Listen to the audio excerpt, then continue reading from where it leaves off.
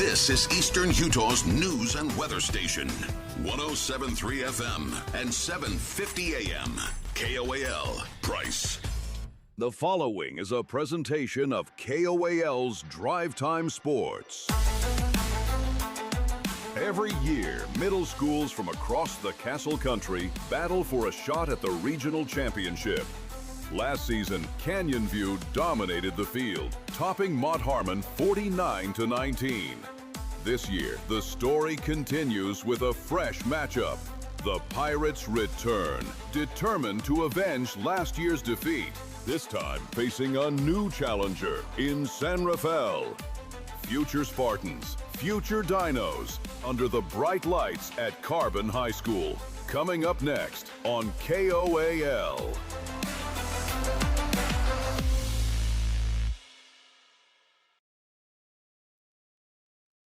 Welcome into middle school football here on KOAL 107.3 FM and 750 AM. I'm Jordan Buscareni alongside Travis Anderson. And Travis, typically, you and I are out and about on Friday nights. Well, last week it was Thursday. This week we get Wednesday and Friday as we get set to wrap up the middle school football season. It's become the tradition here on KOAL for us to travel out and about and watch the finale, where tonight we get to see two teams in Mont Harmon and San Rafael who have had different trajectories throughout this season. Yeah, you talk about the different direction both these teams are going. For Mont Harmon, sitting there at 7-1, one of those teams in this league that week in and week out, one of the dominant forces in this league, and it's led by a very talented Jackson Smith. Well, there's several kids on this squad, and again, a lot of these football players missed a good chunk of the football season as they were out and about with baseball. There's a lot of athletes on this Mont Harmon team. It will be the second meeting of the year between them and San Rafael, and if you go back and look at the first, it was fairly lopsided. It favored Mont Harmon in a 59-0 win. Yeah, 59-0 really got out and going from the get-go.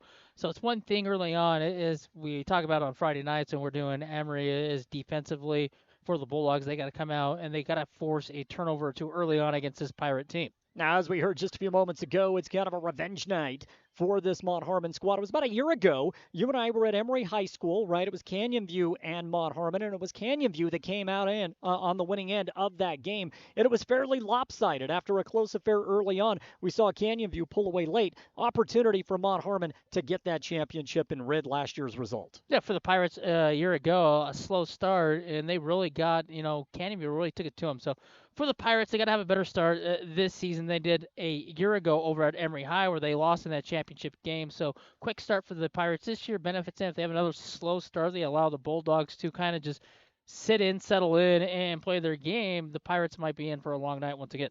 We are a little bit behind because of the JV high school game that just finished up, as that was a win for Cedar over Carbon in what was the final JV game of the regular season. Carbon, of course, is going to be on the road tomorrow, playing on Thursday instead of Friday as they wrap up the regular season. So we are counting down the moments to kickoff. Mont Harmon and San Rafael about to take the field, and we'll come back in just a moment and continue to gear up for kickoff here on 107.3 FM and 750 AM. Also on our YouTube channel, Castle Country Radio Emery. At Landon's Diesel, they understand the heartbeat of your diesel truck. Whether it's the rig that powers your livelihood or the everyday vehicle that drives your life, the trained technicians at Landon's Diesel are here to keep you rolling. Plus, with 24-hour towing service, support's just a call away, anytime, day or night. Drive into Landon's Diesel for expert care tailored to you and your truck, because when your diesel needs expertise, Landon's Diesel is always here. Auto Farm Price Ford has your next vehicle. They offer guaranteed lowest prices. Come check out the selection of Ford F-Series trucks, including America's most popular truck, the Ford F-150. We have them all right here in Price. Stop in and see us for a different experience.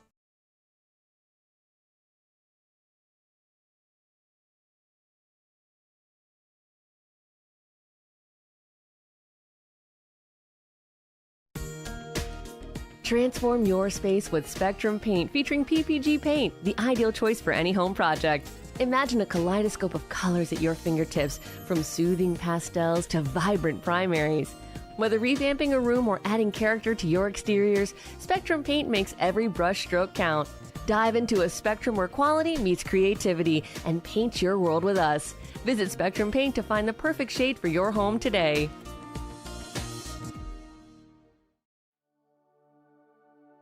At A Perfect Smile, they specialize in transforming your smile with precision and care. From porcelain veneers and dental implants to orthodontics, crowns, and bridges, their expertise covers every aspect of general and cosmetic dentistry. Dr. Jackson and his team are here to address even the most challenging dental concerns, helping you achieve a smile you'll love. Ready for a smile makeover? Call A Perfect Smile today, 637-2100, to schedule an appointment.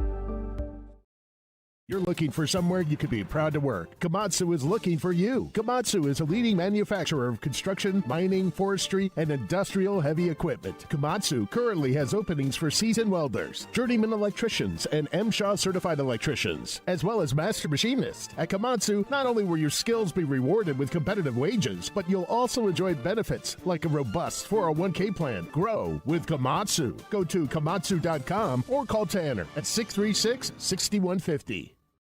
Imagine a smooth, hassle-free journey to the front door of your new home with the Driggs Mortgage Team guiding you every step of the way. Hi, this is Greg Driggs. Our seasoned experts understand the ins and outs of home financing and refinancing. Come visit us at our new permanent address, 8 East Main in Price, where we plan to be a staple for years to come. Start your journey today. Call 801-427-3577. The Driggs Mortgage Team, NMLS number 272076, Equal Housing Opportunity. Driggs Mortgage Team is a DBA of Premier Mortgage Resources, LLC, NMLS 1169.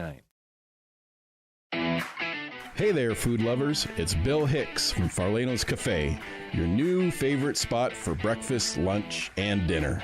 Whether you're craving a hearty omelet, a fresh salad, our golden curly fries, or our mouth-watering pastas, we've got you covered.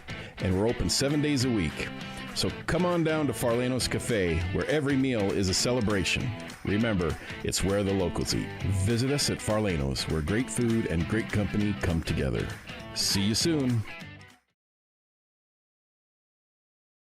When your comfort is on the line, trust the experts who care. At Air Temp Heating and Cooling, we've been dedicated to keeping Castle Country cozy since 1999. Our certified technicians are ready with 24/7 emergency service and the latest knowledge in heating and cooling technology. As a proud Bryant authorized dealer, we'll do whatever it takes to ensure your home or business stays comfortable year-round. Call Air Temp Heating and Cooling today at 637-4468.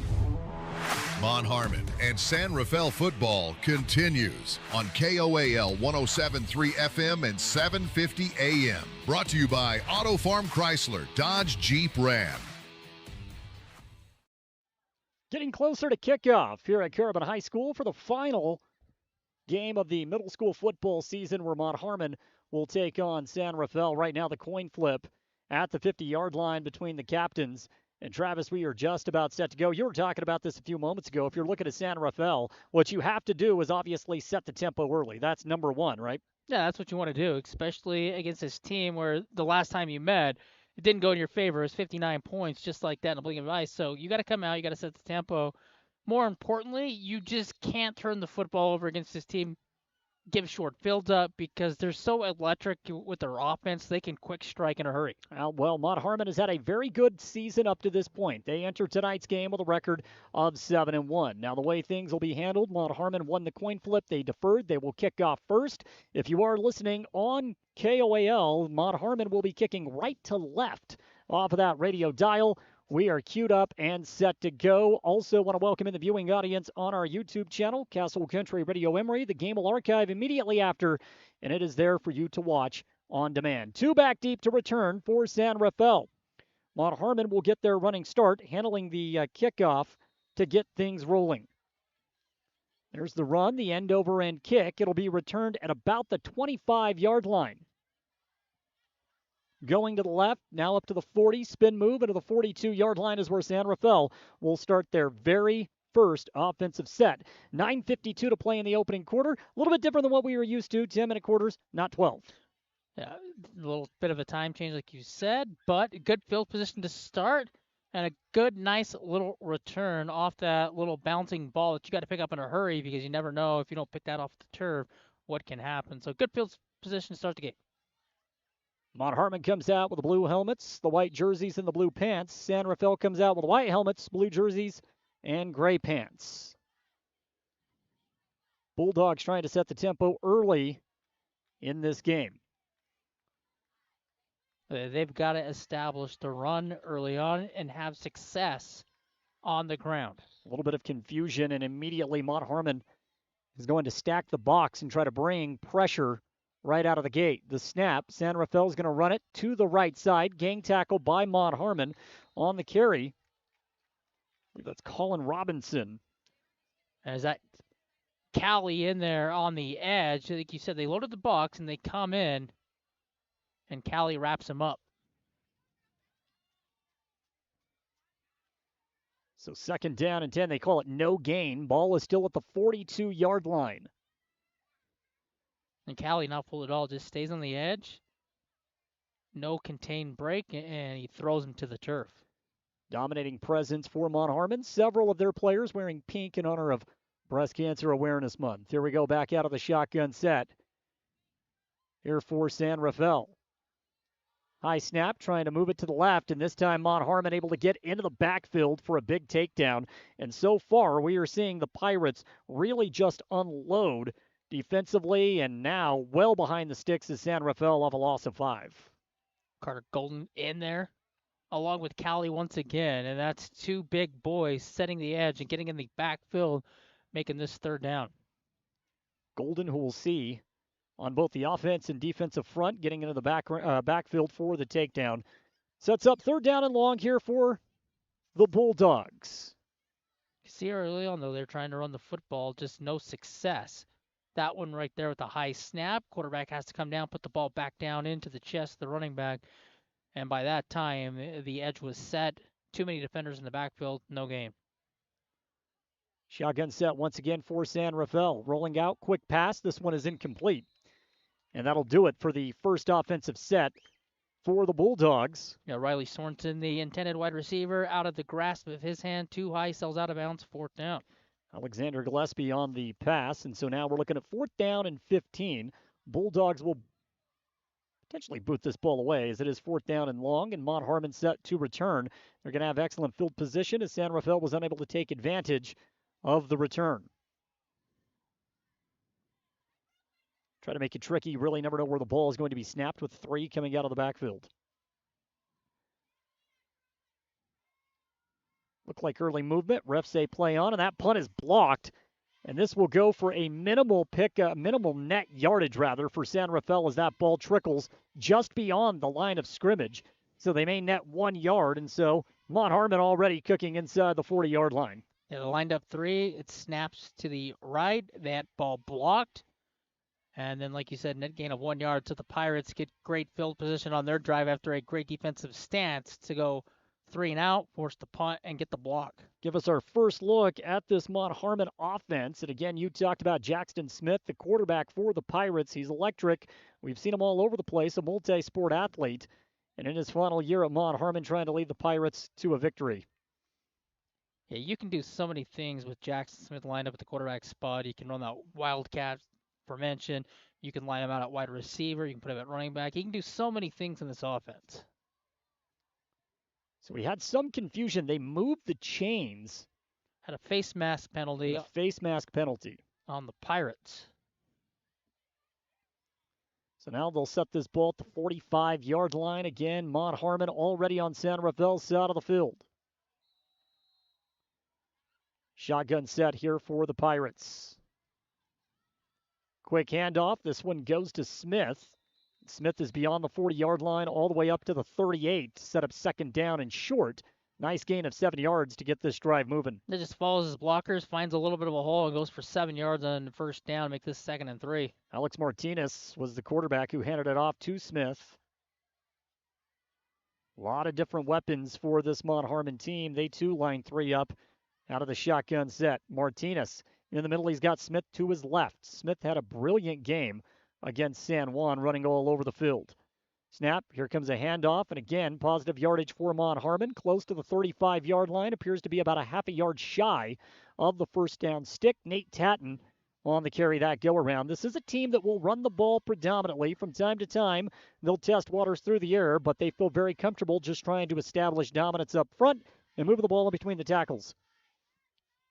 Yeah, no harm in that. Just run the ball, control clock. Tanton right there picks up about 1 or 2 yards. Make this third down in about 1.5 yards. Yeah. Not necessarily a favorable spot. No, not a favorable spot at all. They're down and 2 for the Mont Harmon Pirates. Snap and a handoff to Smith. He eludes one would-be tackler, gets to the outside, kicks it back up into the middle of the field. He's inside the 25-yard line, just shy of the red zone, as he gets it to the 23-yard line. It's a good block on the outside edge by Matthew Bradley, who then seals it off to allow Jackson Smith to weave through traffic and pick up the first down.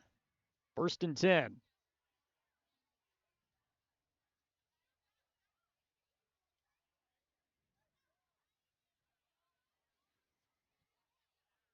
First down and 10 with the ball at the 23-yard line. Mont Harmon right now moving efficiently again right to left off of the radio dial. Martinez out of the shotgun set.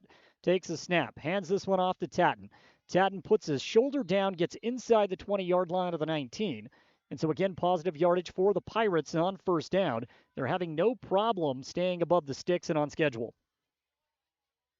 Gain of 4 yards to set up 2nd down and 6. 5:57 to play in the first quarter. First possession for the Pirates in the game.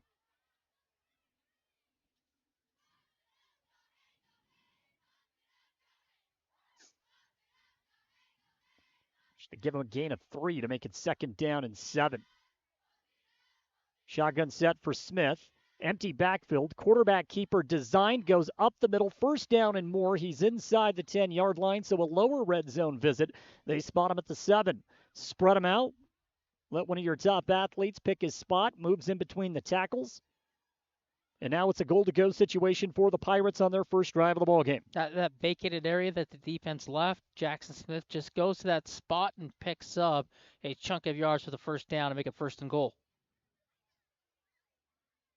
This time out of the shotgun, Martinez stands in the middle, Smith to the right, Tatton to the left. Shoulder high snap, handoff to Smith, and this time San Rafael is able to collapse. Gain of 2, just shy of the 5-yard line. So a 2nd down and goal to go now for Mont Harmon. Finally, that go around, we saw. It looked like Drollinger was the first one in there for the Bulldogs, and then a host of tacklers wrap up Jackson Smith. That defensive front will definitely have their hands full throughout the game tonight. Rolling with a 4-man front is San Rafael. Might be able to just pack up the box. Again, Martinez out of the shotgun. He's got Smith to the right. Or Smith to the left, excuse me. Tatton to the right. Handoff. Tatton. Head down. Dives close to the goal line. Did he get in? They say no. Ball did not break the plane. So now Mont Harmon is faced with 3rd and goal inside the 3-yard line. We'll see where they spot that officially. The refs are standing at about the 1. Ball marker is right in between the 1 and the 2. Yeah, it's about a football length from breaking the plane. 4 even left in the opening quarter. And we have a timeout taken on the field. An official timeout.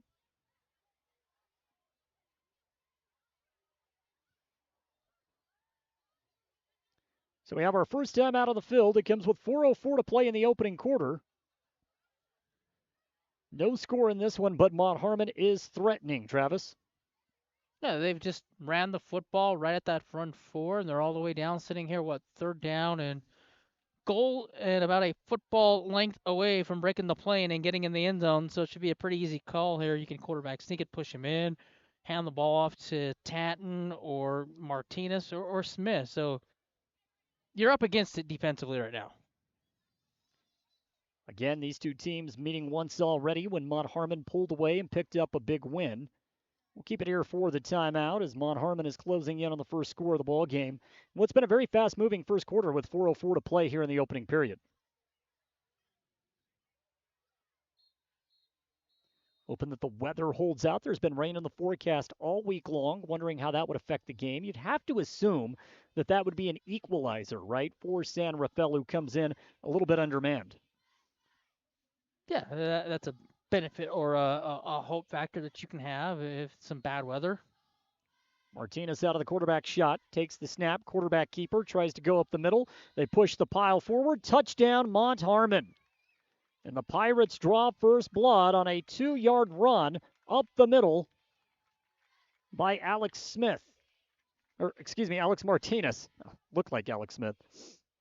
As Nate Tatton, Alex Martinez, and Jackson Smith had their pretty much pulled Mont Harmon all the way from midfield, all the way past the goal line, and then we saw Dubs released down in the front row as Mont Harmon scored. I don't know if he's going to have enough dubs the way this team has scored so far this season. Not enough dubs in that box. 2-point conversion attempt. They're going to try to go quarterback keeper, and this time Jackson Smith is able to break through past the goal line, in for 2. 8-0 Mont Harmon. They hold the lead early on. 3:59 to play in the first quarter when we return on 107.3 FM and 750 AM. In the heart of Carbon and Emery counties, Quick Realty is here to help you make the right move. Experience the future of home buying with our Matterport 3D tours, giving you an immersive look at your potential home from anywhere. Meet our dedicated team of local professionals, just real people who care, walking you through every step of the way. As a Zillow Premier and Realtor.com specialist, Quick Realty is your trusted expert, handling everything from residential, commercial, and mountain properties to property management. Your dream home is just a call away. Let Quick Realty help you find it. Mont Harmon and San Rafael football continues on KOAL 107.3 FM and 750 AM. Brought to you by Castle Valley Orthodontics. 3:59 to play in the first quarter. Score right now, Mont Harmon 8, San Rafael nothing. And the Bulldogs will get their second crack at scratching on the scoreboard. Riley Sorensen on the return, and he's got some good yardage. He gets to the outside, and he is beyond the 45-yard line. And so once again, San Rafael will have decent field position. We'll see if they can make something happen. They fell behind the sticks early on their opening drive, and that made it difficult to reestablish. That's a good spot again off that kick, and then a nice return to get you up almost to midfield. 3 and out last time. See if the offense can get something going. Got to take some shots down the field. See one of those big plays. 46-yard line moving left to right off of the radio dial. Again, 3:48 to play in the first quarter. Out of the shotgun set once again for the Bulldogs.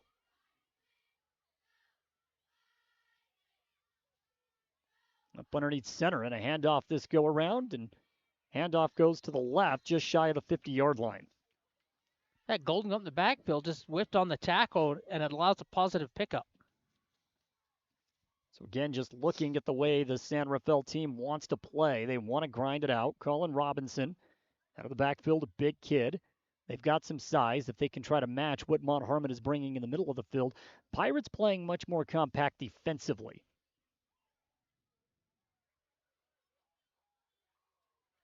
Which makes you a little bit soft, right?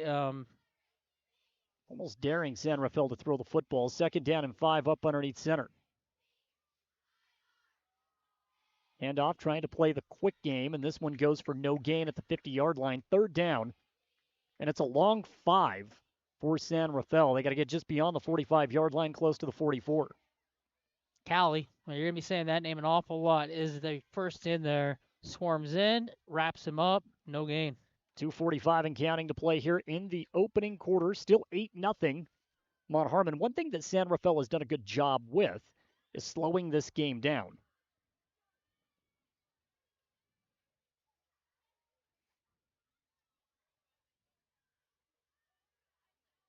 Gillespie, the quarterback, play action, back to pass, and he is sacked. And the ball came out, but he landed right back on it. Sack goes to Mason Powell, who gets into the backfield, and now it is 4th down and long. So a positive pickup for the Bulldogs on 1st down. They're unable to do anything with it. They get to midfield, and now they are going to be forced to punt on 4th and 16. Yeah, you never saw Mason Powell come off that edge. Had his back turned. Nobody picks it up. Very fortunate that the Pirates didn't land on the football. Play action, slow developing, and that can present a problem. So on 4th down and long, it appears the Bulldogs will go for it. They're on their own 40-yard line, moving left to right.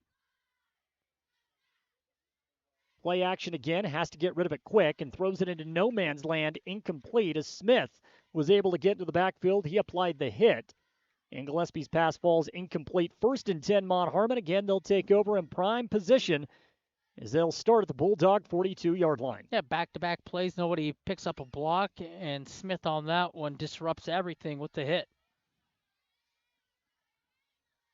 So ball at the 41.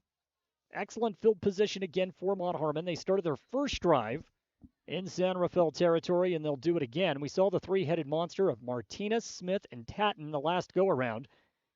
And I would not assume anything will change this go-around. Martinez is out of the shotgun set. He's got one man in the backfield with him.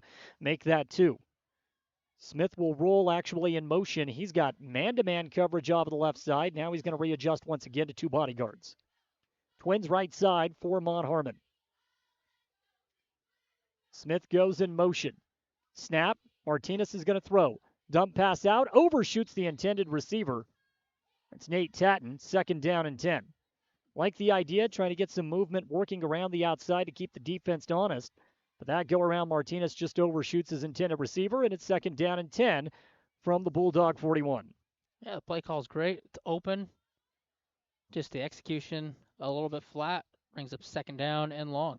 First pass attempt of the game for Mont Harmon. Again, it's a team that wants to run the football. Don't throw too many passes.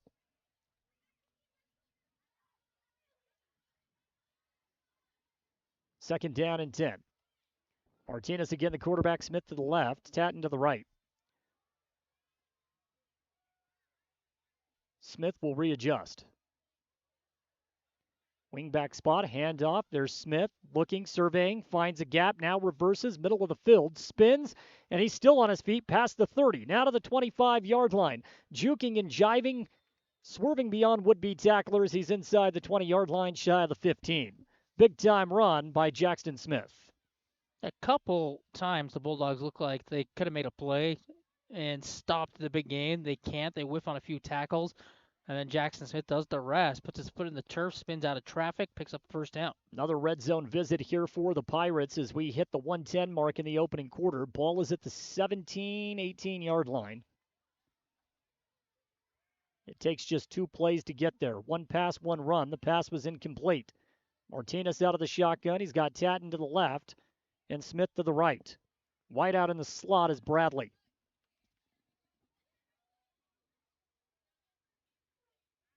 Helmet eye snap, gives it back to Smith, wants to go outside the tackles. Now, 1 man to beat, bulldozes 1 defender, jukes back inside, and he'll score.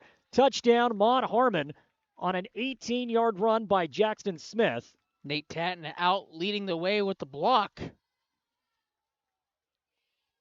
That time setting the edge, getting out, and there was no one in front of him for about 10 yards, and then just reversing it back inside for the score with 38 ticks to play in the opening quarter, 14-0. If Mont Harmon can set the edge to that state, it's going to be a long night for San Rafael. You just can't miss tackles. A lot of missed tackles early on in the game, and it allows those yards after the run, after the contact, initial contact.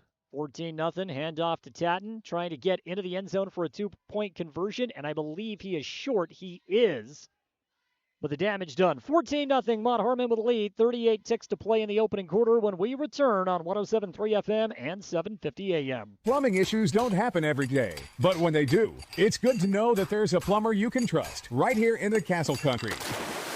The Swell Plumber has over 30 years of experience and has proven that he's reliable. Here's what some customers have said about the Swell Plumber. Kurt was amazing. He came out to the house the same day and got quotes to us very quickly. Kurt kept in touch with us with updates as things progressed.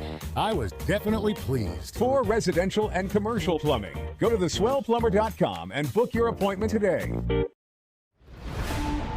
Mont Harmon and San Rafael football continues on KOAL 107.3 FM and 750 AM. Brought to you by Price Pediatric Dental. Back to the action just a tad late on the ensuing kickoff. San Rafael again looking for a big return, 45-yard line up to the 50. And so the one thing the Bulldogs have done well is Riley Sorensen on the kick returns. Yeah, Logan Terry saved a play there with the tackle, special teams play. If he doesn't make the tackle, that thing's down into Mont Harmon territory, maybe 40, 35, 30-yard line. Instead, they spot it at the 49, just shy of the 50-yard line with 31 seconds to go. Figure out a way to get Sorensen the ball in the open field, and good things can happen. Sorensen's going to line up into the slot. Gillespie, the quarterback.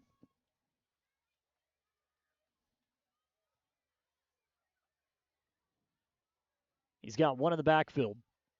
Two to the right, two to the left, wide receivers.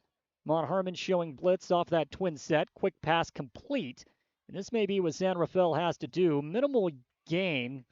Give him 4 yards. Set up, make it 3 yards. Make it 2nd down and 7. Pass complete to the end of Coulter Housekeeper. But again, if you can use the passing attack as an extension of the run game, it might be exactly what the doctor ordered for the Bulldogs. They'll give him 4 yards, spotted at the 47-yard line on Mont Harmon's side of the field.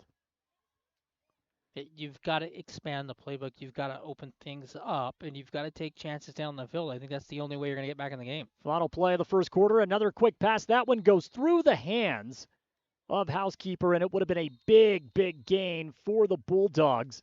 They dropped that ball at the 40-yard line. Yeah, lucky on that one because miscommunication in the backfield. Vincent didn't take the inside. He didn't cut it off. He thought he had help over the top, so he allows him to cut through and off the fingertips because that's caught Jordan 15, 20 yards. We are through one. Mont Harmon with a 14-0 lead over San Rafael. A quick first quarter.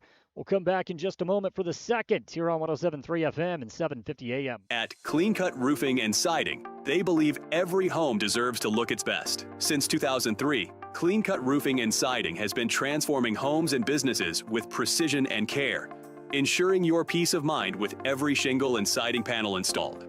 Whether you're updating an old look, repairing storm damage, or bringing life back to your storefront, trust them to handle every detail. Visit cleancutroofingsiding.com to schedule your free consultation. Clean Cut Roofing and Siding, where quality meets craftsmanship. Mont Harmon and San Rafael football continues on KOAL 107.3 FM and 750 AM. Brought to you by Price Pediatric Dental.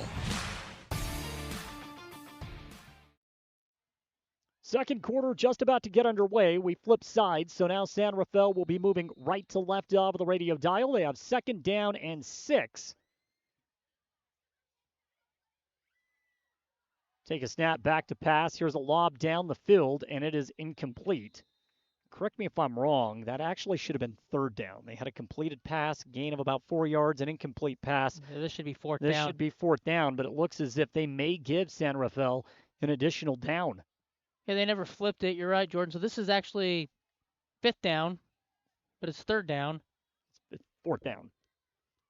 And Tatton becomes the defender on that one where he has to turn around and easily could have intercepted that one.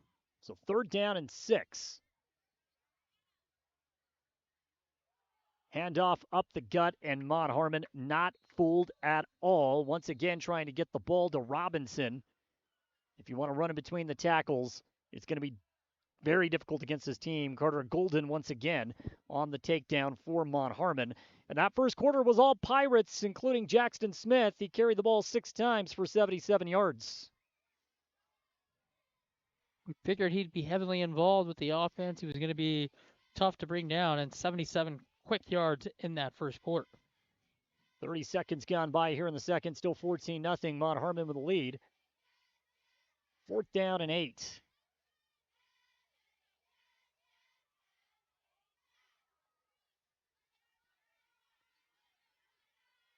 always nice when the officials give you an extra down, right? Yeah, definitely aren't going to complain about it. Gillespie, the quarterback, back to pass. Throws it deep. Throws it up for grabs. It was tipped and knocked down to the ground. Tatton had a play which could have potentially been an interception. He got his paw in there and knocked it free, which benefits him not picking it off because the field position benefits you instead of intercepting that football. They were trying to get the ball downfield to Sorensen. You got to get rid of it quick because the pressure is coming almost as instant as the snap, and Mont Harmon will take over near midfield once again. 3rd possession of the ball game. They are on their own 48-yard line with 8:54 to play in the first half. different look offensively for the Pirates in this game than what we have seen this year. Changed it up a little bit in the game. Twins right side, 2 in the backfield. Handoff to Tatton. He's quick and explosive through the line. Gets on now to the side of the field, San Rafael's side of the field, up to the 47-yard line. So a big pickup on first down to set up 2nd down and 6 on a gain of 4. Yeah, Riley Sorensen for the Bulldogs makes the tackle. Give him 5 yards officially. I don't believe there's been a negative play for Mont Harmon offensively in this game. Just an incomplete pass, and that is about it. So the Bulldogs having a difficult time getting into the backfield. Yeah, the Pirates do a great job of blocking up front, and then if you look at defensively, that front. Smith, the quarterback this go-around, gives it back off to Tatton. Tatton takes it left side off tackle, gets inside the 40-yard line, enough to move the sticks. 1st and 10 Pirates, and they are in business yet again with 8:06 to play in the second quarter. That's a tough run to pick up that first down. Ball just sits shy of the 40-yard line. Right now, the Bulldogs struggling to find an answer defensively. To make sure they don't pack 9 or 10 in the box, Mont Harmon has worked the outside a couple of times. Yeah, they're going to pack the box, and your best bets go outside. It's so soft there. They're not going to get downhill quick enough, and you're going to roll off a bunch of yards in a hurry. 1st down and 10, again, ball at the 40.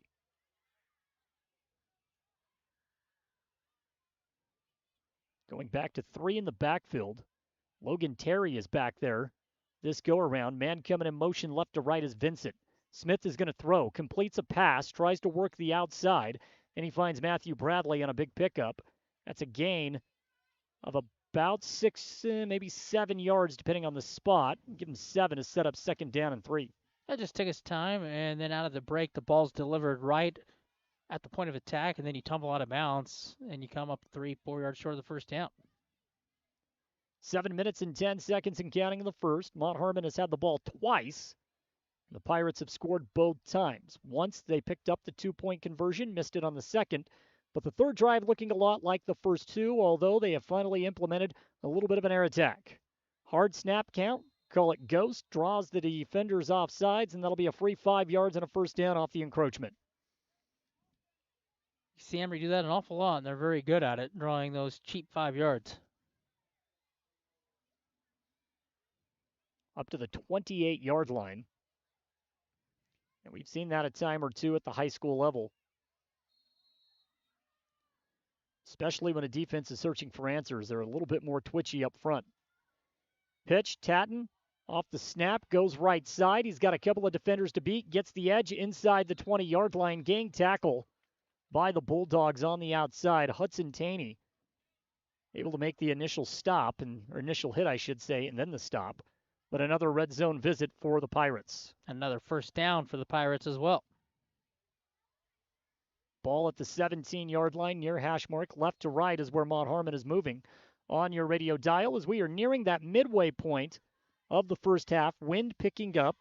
Temperatures cooling down a little bit as we get to the middle of October in the championship game for middle school here in the Castle Country.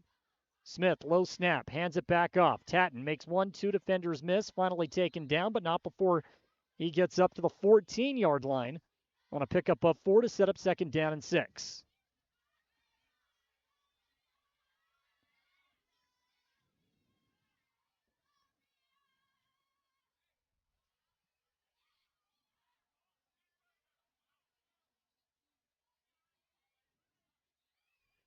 Gonna watch future Dinos and future Spartans in a game like this. Always entertaining.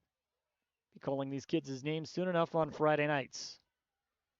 Smith out of the shotgun set. Little play action to Tatton. He wants it all. Goes back to the corner of the end zone. Overshoots the intended receiver, Wesley Vincent.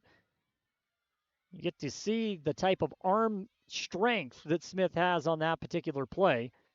He launched that from about the 22-yard line all the way to the back of the end zone. A tough play, even if he comes down with it. Is he going to get both feet or even 1 foot in bounds? He was so close to the back line, but it's a good throw to the back corner. Just a little bit overshot it. Took about 2 steps back, launched over the top of the defense, and now it is the longest third down attempt of the evening, and Mont Harmon will get another free 5 yards off of the Aggressive snap. So hard when you're anxious. It's third down.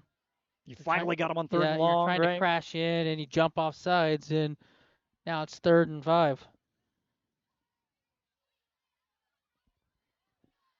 Instead of 3rd and 5, or 3rd and 7, 3rd and 2 off the free 5 yards. Mont Harmon closing in now in the lower red zone. Snap, they want to go reverse, left side. Flag comes out, and that will negate a nice pickup. I believe it's coming back off of a hold. That was Dax Carlson on the end around. And there is the penalty. Yeah, Asher Brown is the one that hit the turf and drew the flag.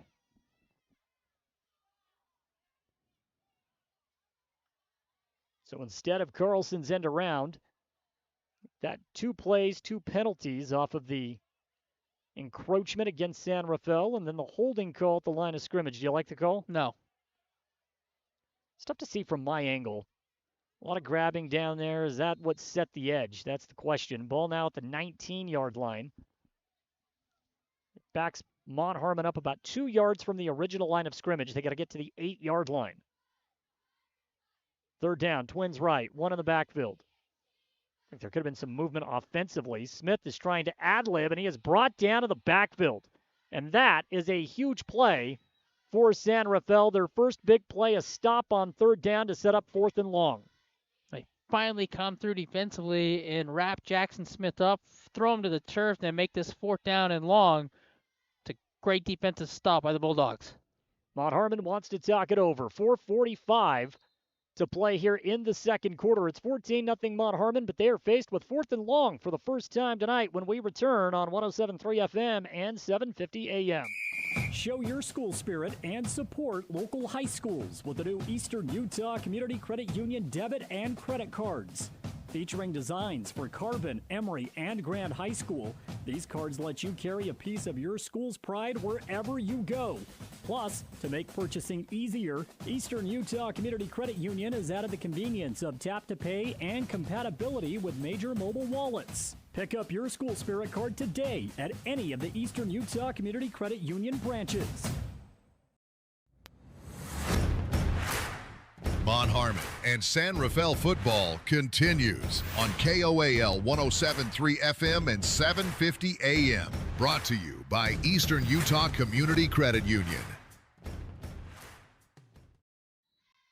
4th down and long out of the timeout for Mont Harmon. Setting up that 4th down was Jamin Ward on the takedown for San Rafael. Smith is going to throw, tries to work the sideline, incomplete pass. He had Bradley, but it goes through his hands. Excellent coverage by the Bulldogs. Dempsey Sermon was there to disrupt the pass, and it's a turnover on downs. Ball will go back to San Rafael as they come up with their first stop of the ball game. 4:39 to play in the second. Defensively, they got the stop they needed as the Pirates looked like they were ready to go up 3 scores. They get the stop, they get the ball back. 4:39 left till halftime. Now offensively, see if they can work their way down the field and put up points. Yeah, the question is, can you do anything effectively with the ball? Can you work efficiently? Had a couple of different looks throwing the ball. That might be what Gillespie has to do here. You got to get creative. Going to try to run it, and again, there's just nowhere to go. I'm trying to run up the gut, trying to run up the middle, and especially if Callie's standing right there, you're going to have a tough time. Callie has been in the backfield. He's been up front. He's made a bunch of tackles so far in this first half. Like Asher Bone on the carry that time. Really nowhere to go. Loss of 1 to set up 2nd down and 11. I mean, you might have to try a reverse. You might have to flicker. You've got to try something that's going to keep this defense off balance. Gillespie out of the shotgun. Takes the snap. Back to pass. Gets rid of it quickly. It's incomplete. He's trying to work that ball over to the right side, and that is an aggressive play defensively for Mont Harmon. The intended receiver that go-around was Coulter Housekeeper. Housekeeper's had his hands on a couple of balls. They're trying to get him in space, but again, this Mont Harmon secondary not allowing it. And Vincent right there timed it perfectly, pops the wide receivers, the ball's coming, and jars it loose. So here we go again, 3rd down and long for the Bulldogs.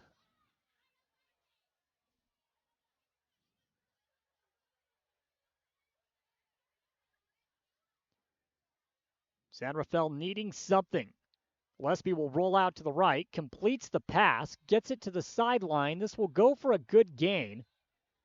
See where they officially mark this ball. A missed tackle on the outside by Tatton allows him to get a chunk of yards shy, though, but manageable fourth down in about, 3? Looks like they'll call it fourth and about, I'm going to say 2. You've got the eyes on. They got it from the 30. That's 3. They got to get to the 33-yard line. They spot it at the 30. So fourth down. We'll see if the Bulldogs can extend this drive as we get down to the final 3:42 of the first half. They've had success rolling out and throwing on the run. They'll stack the left side, man-to-man off the right. Gillespie rolls out, dumps it through the air, pass is caught, first down and a tad bit more.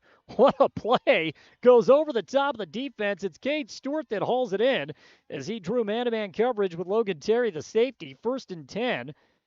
Right in front of Dax Carlson, who looked like he had an interception and maybe a pick 6.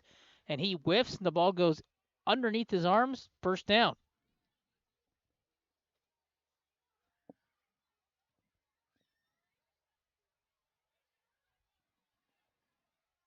So as the clock will continue, heck of a catch. Yep, that is the most effective play of the game for San Rafael. They're going to run a man in motion. They got to continue to try to work through the air. Gillespie back to pass, gets rid of it quick, nearly intercepted. That goes through the hands of Martinez, who was extremely surprised that that ball hit him right in the paws. I don't think he saw it coming. No, I don't think he saw it coming either. And it hit him right in the chest, and that's a dropped interception.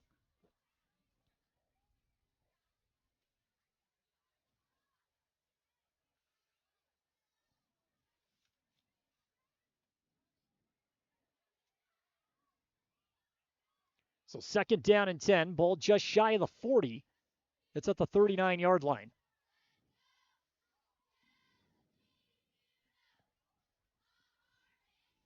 In the backfield is Bone again. Here comes a man in motion. Wild motion play. Now trying to get the ball out of the backfield. Little trickery for San Rafael. Mont Harmon not fooled and having to act quickly. Off of the trick play was Riley Sorensen. He's able to move forward, gets a yard, turns nothing into something. It's 3rd down and 9. There's some trickery that we wanted to see, and it just didn't work out. Good job by the Pirates to bottle everything up, and especially downfield as Vincent had the wide receiver that was intended for that pass play locked up. Very difficult for those slow developing plays to be effective against this Mont Harmon athletic squad. Now we're looking at 3rd down and 9. Ball at the 40. They got to get to the 49-yard line. Gillespie out of the shotgun. He's got one man with him in the backfield. He lines up to the left. Twins each side. Snap, helmet high, handoff. Mont Harmon collapses. They penetrate once again with ease. And now we're looking at 4th down and 11 and a timeout taken by the Pirates with 2:24 to play in the first half. Get the timeout, stop the clock, 3rd down, or 4th down, and you get the football back here, maybe in great field position. Timeout on the field. We're going to take it as well. When we return, we'll get down to the final 2 minutes and 24 seconds of the first half. San Rafael keeping it close, but it's Mont Harmon 14-0 for the middle school championship. We're not going out on a limb when we say, I want to go to Juniper. Juniper Kitchen. Fantastic food, fun atmosphere. Known for their made-from-scratch pizzas, Juniper has the very best pastas, burgers, salads, wraps, hoagies, paninis, appetizers, loaded sodas, desserts, vegan and vegetarian options. Dine in for lunch or dinner, Tuesday through Friday, 11 till 8. Saturdays, noon till 8. Order online at juniperkitchenutah.com with DoorDash delivery. Stop beating around the bush for a great meal. I want to go to Juniper. Juniper Kitchen and Price. Mont Harmon and San Rafael football continues on KOAL 107.3 FM and 750 AM. Brought to you by Landon's Diesel Service. 2:24 left to play in the first half. 14-0 Mont Harmon with the lead, but it is 4th down and 9 for the Bulldogs, and they will keep the offense out on the field. That may be a reoccurring theme throughout the remainder of the game. Gillespie is the quarterback. Takes the helmet eye snap. 2-step drop, fires across the middle of the field, incomplete. Turnover on downs. Although that was the most effective drive that San Rafael has had throughout the game. It stalls out at their own 40-yard line, trying to connect across the middle of the field to Riley Sorensen, doing everything they can to get Sorensen involved, which is the right call. That is the right call. They had a little bit of spark offensively, then it bogged down just a little bit. That drive stalls out. The Pirates take over at the 40-yard line with 2:19 left and 2 timeouts. Plenty of time. They did use the air raid a time or two on their last offensive set, although to no avail. Martinez, Smith and Tatton in the backfield. Martinez in the middle, Tatton to the right, Smith to the left. Little motion out for Smith. Play action. Martinez is going to throw. Tries to drop it in the bucket. Does. Right over the top of the defense. And Tatton holes in the grab inside the 25 down to the 23-yard line. It's a smooth pitch and catch play to pick up the first down into the red zone for the Pirates. Not quite to the red zone. They spotted at the 26-yard line. Getting close. Closer. 2 minutes and 10 seconds. Clock is moving. I believe Mont Harmon has one timeout left, if I'm not mistaken.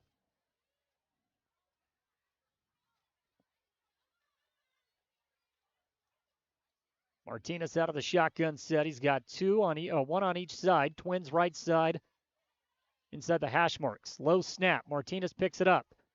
Jumps, stops, delivers a pass, caught. Big gain after the grab by Smith. 15, 10, 5, touchdown. He made it all happen with his feet. Bounced off one would-be tackler, kicks it to the outside and holes it in for 6 to make it 20-0 Mont Harmon on a 26-yard touchdown pass. That was a bullet. And Jackson Smith just stood his ground. He knows he's going to take a hit. He bounces off, and then he does the rest. That's just pure speed and athletic ability to get in the end zone to make it 20-0.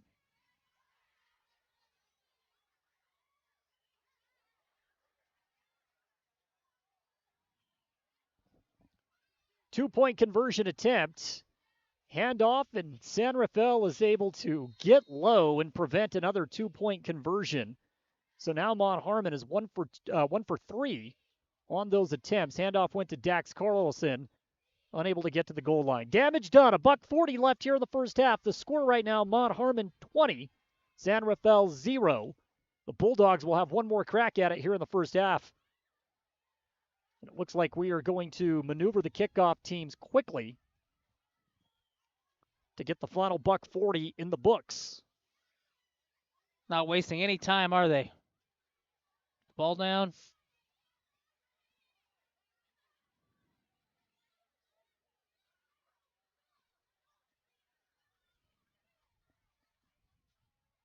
So San Rafael has actually done a terrific job on kick returns. It's been a couple of the occasions where Sorensen has been able to get the ball to the open field.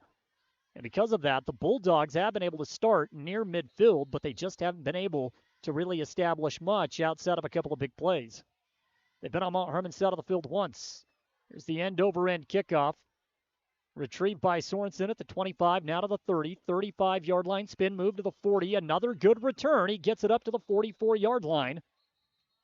And that's where they will start another drive on the far side of the field. Yeah, their special teams giving the offense great field positioning to start each drive. And you talked about it, Jordan, just the offense right now just can't find anything to get going, find that spark, but that defensive front for the Pirates make things difficult. They got great corners, they got a great safety. So defensively, it's just hard to maneuver. You just got to have one play. All it takes is one play to get that sideline and the momentum swung. Ball right now just shy of the 45 of the 44-yard line. Gillespie will go up underneath center. They haven't had a ton of success with this tonight as Mont Harmon has been very quick. But here's a pitch out, trying to get the edge. Got rid of the ball in a hurry, breaking not one but 2 tackles. And actually a decent gain there for the Bulldogs on first down, shy of the 50-yard line. Clock's going to continue to move. We're down to $1:14 in the first half. Yeah, he stretched that as far out to the outside as he could and then cuts it back in and picked up a few yards. Four officially. Around the outside to Asher Bone.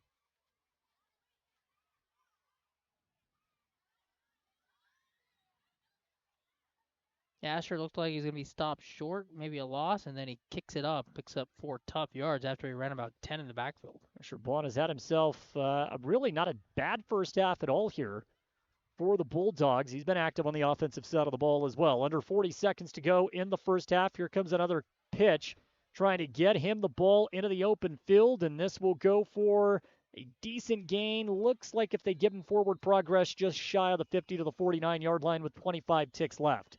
That's a wild pitch. If it is a little too hot to handle, it could spell disaster. Yeah, that ball can fall on the turf. The Pirates could recover it.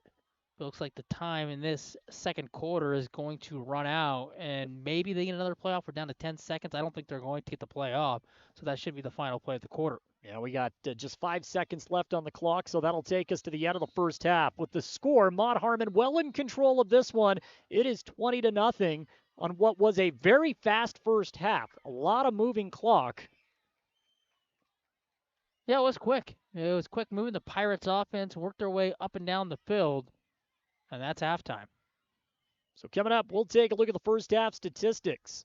I know it was lopsided stat-wise, and it's also lopsided right now on the scoreboard. The Pirates are taking in a 3-score lead to the break, and they'll actually have a chance to double dip, as they will get the ball, I believe, to start the second half. Yes, sir. So Mont Harmon definitely has to be happy with the way things have gone so far. 5 seconds on the clock. Yeah, we got a timeout.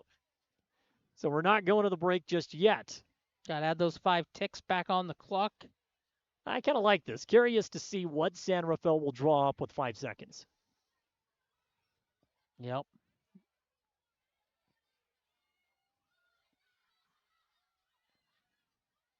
It's third down, 5 seconds, so this will be the final play. See what they do.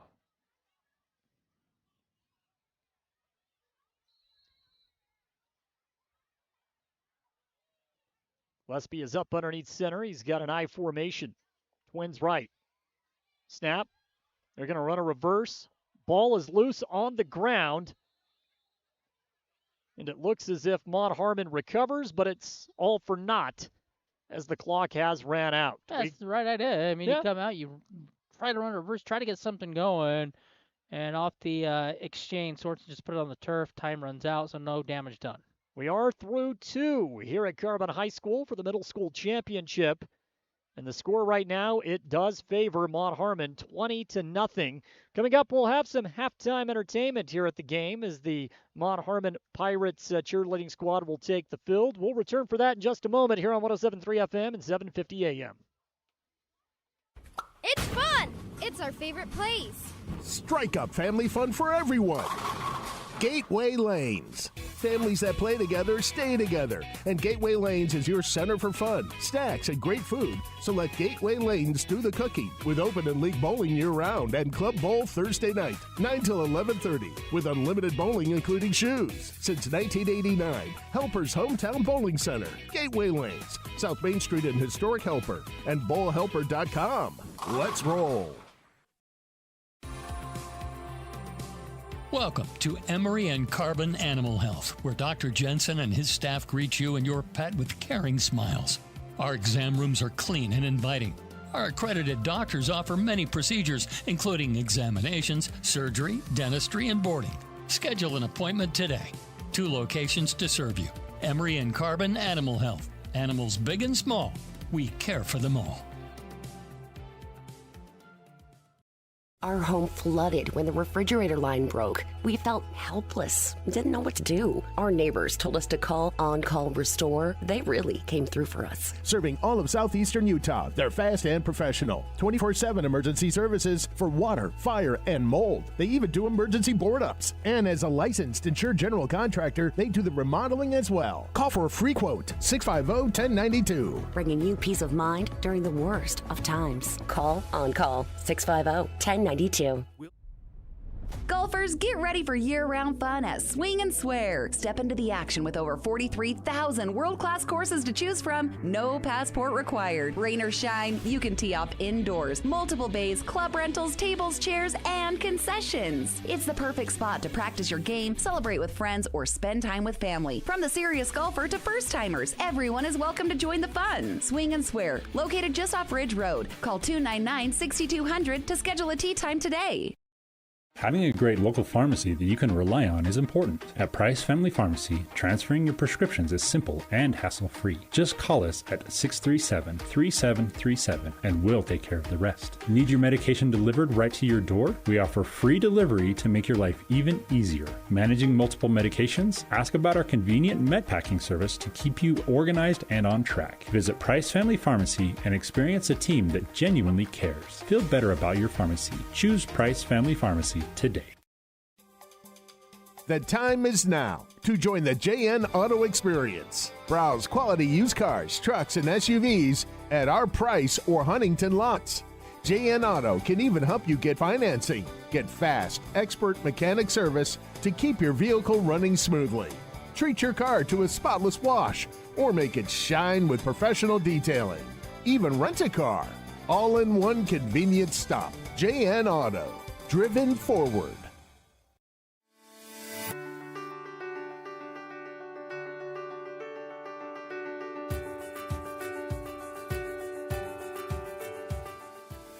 Hi, I'm Dr. Daniel Kelly, owner of Castle Valley Orthodontics.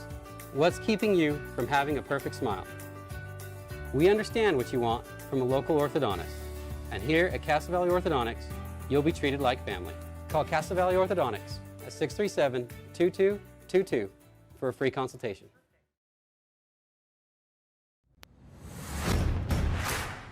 Mont Harmon and San Rafael football continues on KOAL 107.3 FM and 750 AM. Brought to you by Landon's Diesel Service.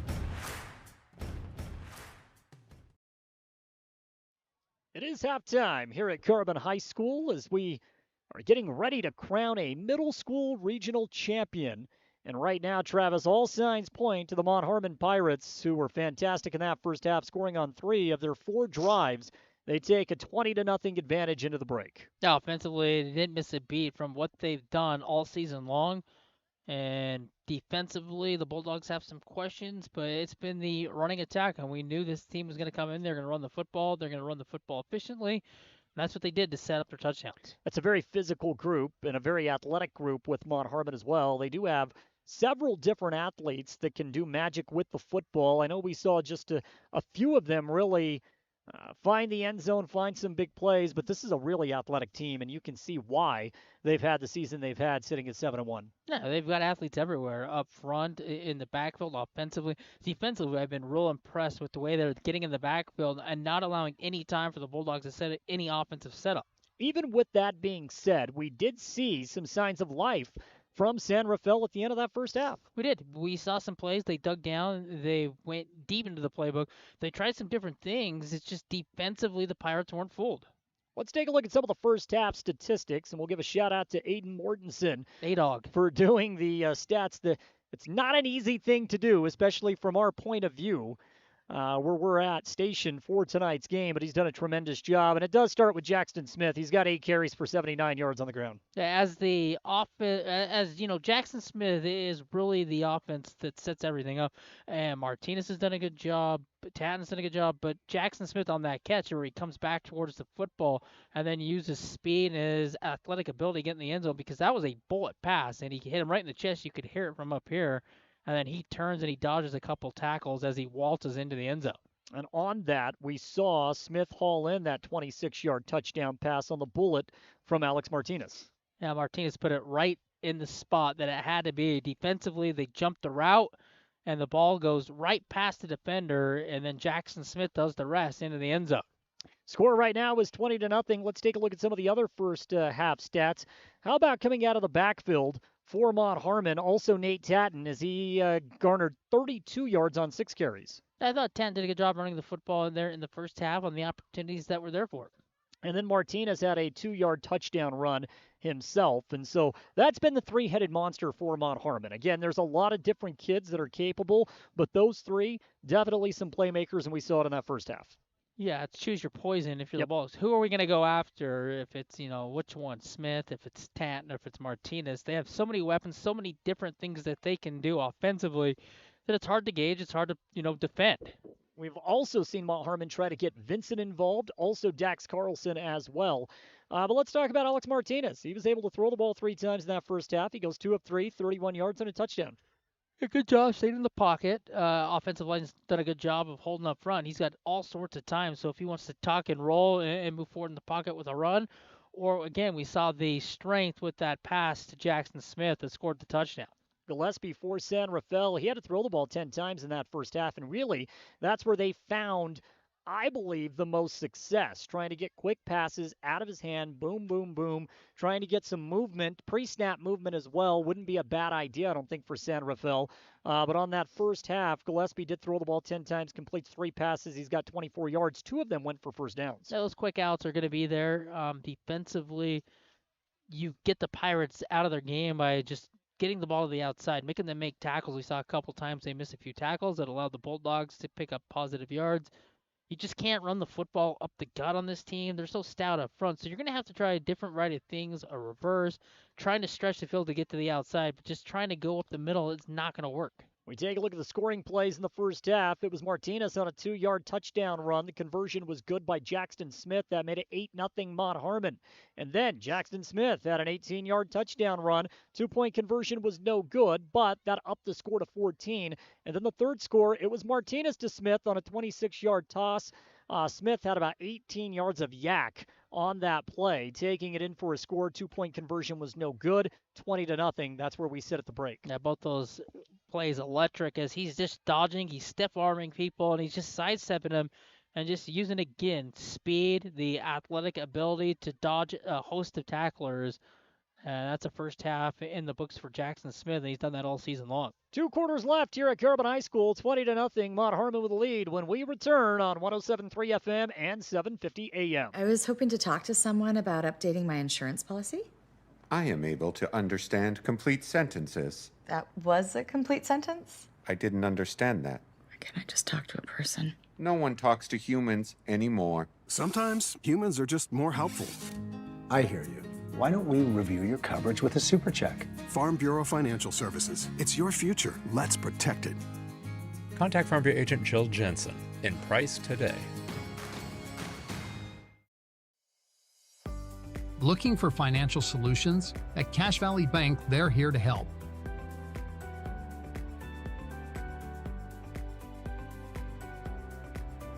Whether you need commercial loans, mortgages, or expert financial advising, they've got you covered. Visit them today on the corner of First West and Main Street. Cache Valley Bank, your partner in financial success. Equal housing lender, member FDIC. Mont Harmon and San Rafael football continues on KOAL 107.3 FM and 750 AM. Brought to you by Auto Farm Price Ford.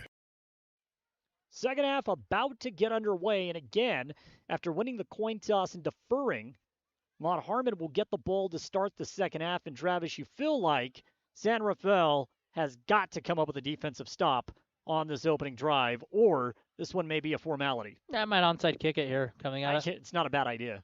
That's really not. The ball You're not have to get to the 50. Yeah, you might as well take a shot. You've got to get the football back. You can't allow the Pirates to score. I'd onside kick it if it was me. Pirates will line up 5 across the 50-yard line. They have 1 back deep to return. Deep return man is Mason Powell. Called Powell's name a couple of times on defense here today. Trying to get his hands on a kick return.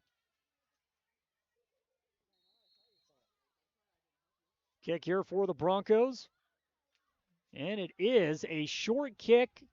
We can call that an onside attempt. It goes well beyond the 50 to the 42-yard line. And Mont Harmon doing a terrific job of just diving on the ball. That was Jexton Lott. And now the Pirates will have great field position. But yes, not a bad idea. If that ball takes a bounce, it's going to be loose near the 40-yard line. Just got a little too much air underneath it, but it's the right idea.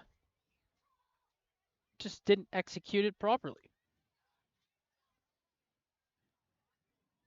Third quarter is underway. Mont Harmon moving right to left off of the radio dial. Ball at the 42-yard line. Pirates wearing the white uniforms. San Rafael wearing their blue, their dark blue.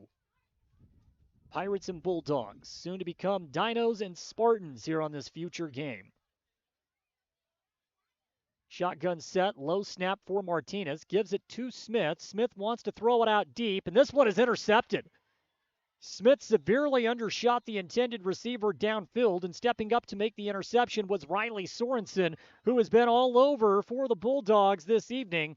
That pass intended deep for Wesley Vincent, and just like that, the Bulldogs get the stop they needed and the ball back 8 seconds into the third quarter. There's the turnover that you had to have by Riley Sorensen, and Jackson Smith, like you said, took his time, and then he eyed the receiver Vincent the whole way, and he lofts it up there like you're playing 500 in the backyard. It's picked off, turnover.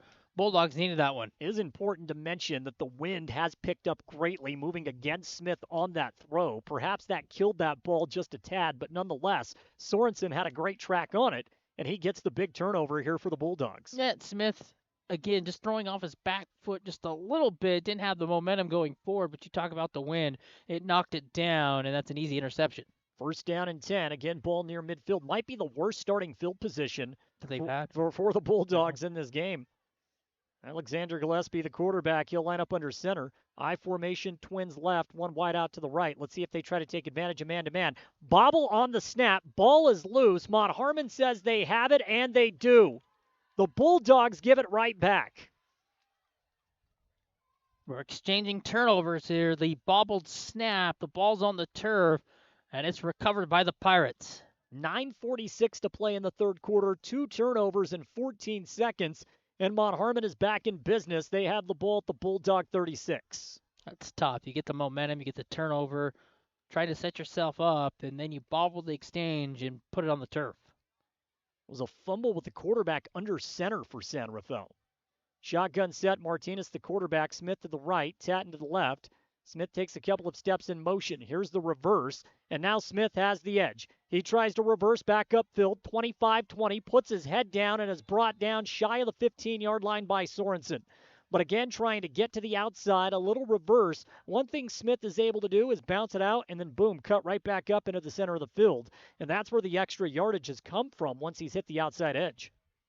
That's a soft part of the defense. Everybody bites inside, so it's one-on-one to the outside, and then Smith picks up the first down. Pulls everyone to the outside, and then, boom, cuts back up into the middle.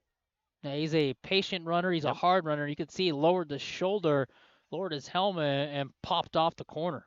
Just shy of the 15-yard line for Martinez as he is back at quarterback. Hands it off to Tatton. He wants to go left side off tackle. Breaks 1-2 tackles. Now into the secondary. Touchdown, Mont Harmon. It takes the Pirates but 2 plays to capitalize off the San Rafael turnover, and with 8:56 left in the third quarter, Mont Harmon extends the lead to 26. What a sneaky run by Tatton. He just was patient, let the holes open up, and then he just dodges and weaves his way through into the end zone. 26-0 with 8:56 to play in the third quarter. First part of the second half. 2 turnovers and a touchdown, and it takes just over a minute for us to get to that point. Quarterback keeper here by Smith. Flag comes out, false start, and so now that'll back up Mont Harmon 5 more yards on their 2-point conversion attempt.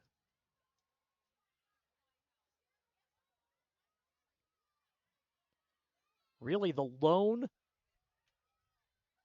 mistake spot for Mont Harmon in this game has been unable to convert on 2-point conversions. That's been it.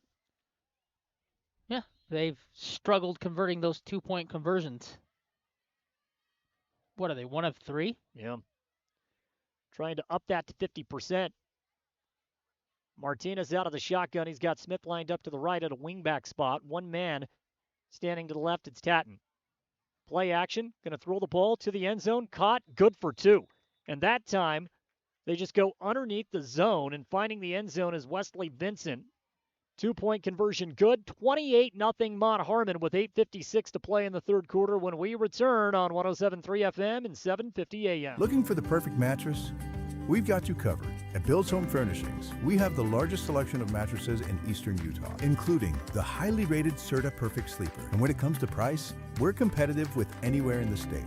But we're more than just mattresses. From quality furniture and home accessories to reliable appliances, we've got everything you need to make your house a home. Stop by Bill's Home Furnishings today, where selection, savings, and service meet.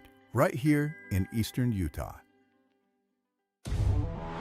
Mont Harmon and San Rafael football continues on KOAL 107.3 FM and 750 AM. Brought to you by Auto Farm Chrysler, Dodge, Jeep, Ram. Back to the action late. Sorensen was returning the kickoff. He was down. It looked as if he was down at the 40-yard line, but the refs say the ball popped out and Mont Harmon recovers. So the ball will go back to the Pirates. A second turnover for San Rafael in just a minute 14. It looked like he was down from our point. Hard to say if the ball is moving, if it's coming loose. But from where you and I are sitting up high, I thought it was down. There is an injured Bulldog down on the field. But now, if you're Mont Harmon, you can put the mercy rule in play with a touchdown here and get the running clock. And as far as the temperature is concerned, this is the new norm as we get to the back half of October. Hey, we got a nice booth over at Emery. We're at Aiden's out in the elements all year. Yep. Now, Carbon is going to be on the road tomorrow. They have to travel to Cedar to wrap up the regular season. We will have live coverage of that game on our sister station, KRPX 95.3 The Peak, beginning at 6:30, kickoff at 7. Friday, we're going to be at Emery High School on KOAL right here as Emery takes on the Delta Rabbits in a huge game to decide what could be a 5 seed all the way down to a 7 seed. That's an important one on Friday night. It's a big game for Emery being at home. Didn't get a lot of home games this year, and the pesky Delta Rabbits coming into town. So Mont Harmon football off of the turnover. We've had 3 turnovers in the second half in just a minute 14, plus a touchdown. So a lot of action here in the third. Smith is the quarterback. Takes the snap, throws down the middle of the field. He's got a man wide open, caught, dropped. The walk-in touchdown if he catches the football, but he's thinking end zone before he cradles the football into the chest and he drops it. Smith tried to connect with Powell down the seam. What's the rule in football? When the safety bites, you thread it right down the middle. That's what Smith did. Nice soft touch, too. It's just a nice little lob, and that's what you have to do, and Powell just muffed it. You wonder if the cold weather affects the fingers, too, right? And I think that's why Jackson took a little off the football because of the cold weather. Probably. But you're thinking, I'm going to score, and he was thinking end zone before he brought the football in. Empty backfield, 5 wide, 3 to the left, 2 to the right. Movement. And we have a false start called against Mont Harmon, and so now we're looking at 2nd and 15. That's on the right side, and I believe the guilty party is going to be Max Johnson. 8:38 to play in the third quarter. Mont Harmon with the ball at the San Rafael 44-yard line. Seems like we've been on this third quarter for a while. There's still 8:38 to play in the period with all the stoppage because of turnovers and touchdowns. Smith back to pass. He's got a clean pocket, climbs it, throws down the seam again. Caught! What a grab up high by Braden Black. That's a heck of a catch. That's a next level catch, and that's a strong throw, but that's an even better catch to bail your quarterback out. Ball could have been picked, and he goes up at the highest point and brings it back down. Black found the cold spot, climbed the ladder, brought it down inside the red zone of the 19-yard line, and with 8:17 to play in the third, Mont Harmon is knocking on the door yet again as they have gone now to the air raid with quarterback Jackson Smith in his final game as Mont Harmon's quarterback. He's got Tatton with him in the backfield. They're going to stack left side. Jackson should take it and roll out. 1 in motion. Smith. Pocket collapses. He's going to try to ad-lib on the run. Delivers a pass across the middle of the field. It's caught yet again by Black. Black fumbles the football. It's loose on the turf. And San Rafael has picked it up at the 10-yard line. Two turnovers for each team in the third quarter. Fighting for extra yards, and it looked like he was just trying to stretch the football. And it's popped loose. It's a turnover, and you talked about the turnovers. We have another one. Now, the one thing that Mont Harmon has been able to do with their turnovers is at least they have flipped the field. Field position does not favor San Rafael. By far the worst starting field position for either team in this game, as it is just beyond the 10-yard line at the 11. Just trying to make a play. Trying to stretch it, trying to keep your feet going. He wants the end zone so bad. And as he's trying to spin out to get in the end zone, he just coughs the football up. Mont Harmon could smell the mercy rule, which is essentially a death sentence in high school sports because the clock's going to run continuously. until you get it to 21 points, and then it will stop. But rarely. I mean, Carbon did get it down to 21 on Friday. That might have been the first time I've ever seen a team do that. But it's very rare. So you fall down 35, and it's next to impossible to even find a way to get back into the game. Gillespie's going to throw. Gets it out in the flats. That's a catch by Sorensen, maybe a yard. 2nd down and 9 coming up. That's Tatton on the tackle. Tatton has kind of been following Sorensen all game long, and you have to put an athlete on Sorensen because he's a game breaker. He's the one that you really got to watch here for San Rafael. If he gets into the open field, he can make things happen. We've seen it on kickoffs. Just shadowing him. Just wherever he goes, that's where Tatton's going to be. This time, Twins left for the Broncos. Or, excuse me, the Bulldogs. We just saw the Broncos. We just saw the Broncos less than a week ago. Back to pass. Gillespie wants to go to the outside, and Smith is able to step into the middle of the passing window, and he knocks down the pass intended for Cade Stewart. Yeah, Smith was thinking 6 the whole time as he jumps the route. Just a step behind. Cold football. Yep. Otherwise, he's still moving and into the end zone, and we would have had our 5th turnover of the quarter. 7 minutes even left here in the third. 3 minutes of game time has ran off this clock in the third quarter. We've had penalties, we've had turnovers, we've had a touchdown. In that first quarter, time was moving fast. Slowed a little bit in the second, but now it's moving at the pace of an hourglass here in the third quarter. 2 in the backfield this time for the Bulldogs, and we have a timeout on the field. It is 3rd and long, and the Bulldogs want to talk it over. So we'll take the break with them. Score right now, all in favor of Mont Harmon. It's 28-0, 3rd down and long for the Bulldogs when we return on 107.3 FM and 750 AM. Discover peace of mind with Don's Hometown Insurance, now even closer to home at their new location, 58 West Main Street in Price. Connect directly with friendly agents ready to tailor a package just for you.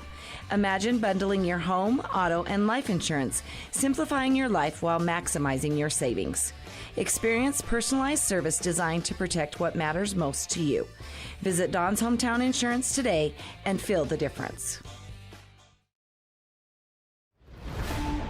Mont Harmon and San Rafael football continues on KOAL 107.3 FM and 750 AM. Brought to you by Castle Valley Orthodontics.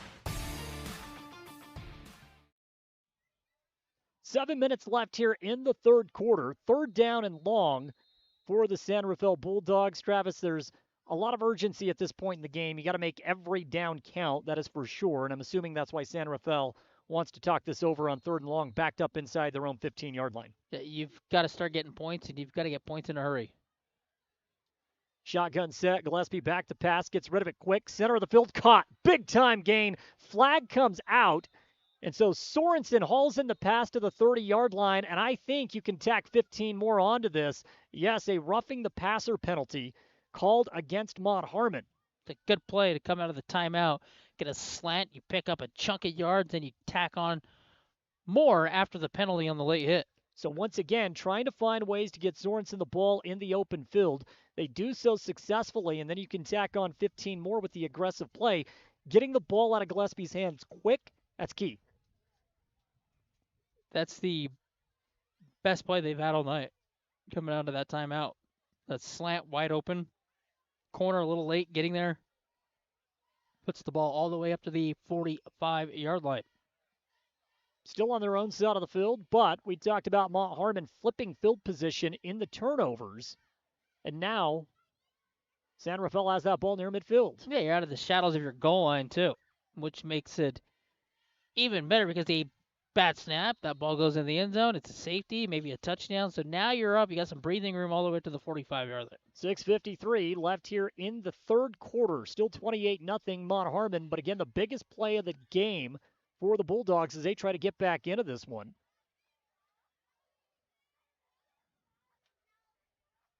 Long snap. Back to pass, throw across the middle. It's incomplete. That go around Sorensen was in the backfield to deliver the pass, and it's incomplete, sets up 2nd down and 10. The right idea once again. I think they have to continue to try to throw the football down the field. And quick. You don't have time to go to a 3-step drop. Nope. You don't have time to climb up in the pocket. It's got to be quick. Yeah, and when it's that last one on the slant, which turned into 15 more after late, it was quick, and it's a timing play. So the timing's starting to be better. It's starting to come around.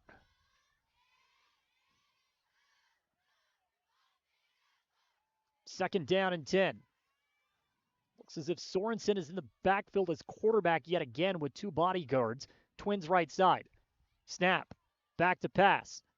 Flushed out of the pocket. He's going to roll to the right side. Quarterback keeper. 45-yard line. Gets out of bounds just shy of the 50 to the 48. Everything bottled up downfield. It's the right play, not to force anything. Just tuck, get out of bounds, and live on to play again. But this is exactly why you have Sorensen at quarterback, right? If it breaks down, hey, run the football. Let's try to develop a little bit of momentum on the ground. And right now, with the ball just shy of the 49-yard line, San Rafael is very close to flipping field position and getting on a Mont Harmon side. I believe Dixon was the one that was in there that disrupted everything. 6:26 in the third, 28-0 Mont Harmon, with the Bulldogs of San Rafael trying to get back into it. No question a better showing than the first time they went toe-to-toe with Mont Harmon. I formation, Twins left. Snap. Handoff into the backfield, and there is nowhere to go. Carter Golden, once again, for Mont Harmon, is in for that initial hit, and that sets up 4th down for the Bulldogs. Golden's had a good night. Interesting play call on 3rd and long to keep it on the ground when you've had success through the air. Obviously, it's 4-down territory. So you're going to try to use all 4 downs, perhaps just trying to knock out a couple of yards, make it 4th and 6, knowing you're going to go for it on 4th down? You're thinking the Pirates may drop back into coverage, thinking it's going to be a pass play, so it softens up front where you pick up 5, 6. But the Pirates weren't full. They stayed everybody inside where they bottled up all night long pretty much. Back to pass. Sorensen gets rid of it, throws into coverage. Nearly an outstanding grab by Erickson. Joshua Erickson did get his hands on the ball. He couldn't haul it in. Excellent defense for Mont Harmon, and they'll force the turnover on downs. Again, it's pressure into the backfield once again. And that's Cowley, who's been there all night long. And he rushes the timing. He rushes the throw. And he's just got to throw it up and hope maybe his wide receiver can come down with the football. He can't. And again, defensively, the Pirates knock it down. They did draw man-to-man coverage with Bradley on housekeeper.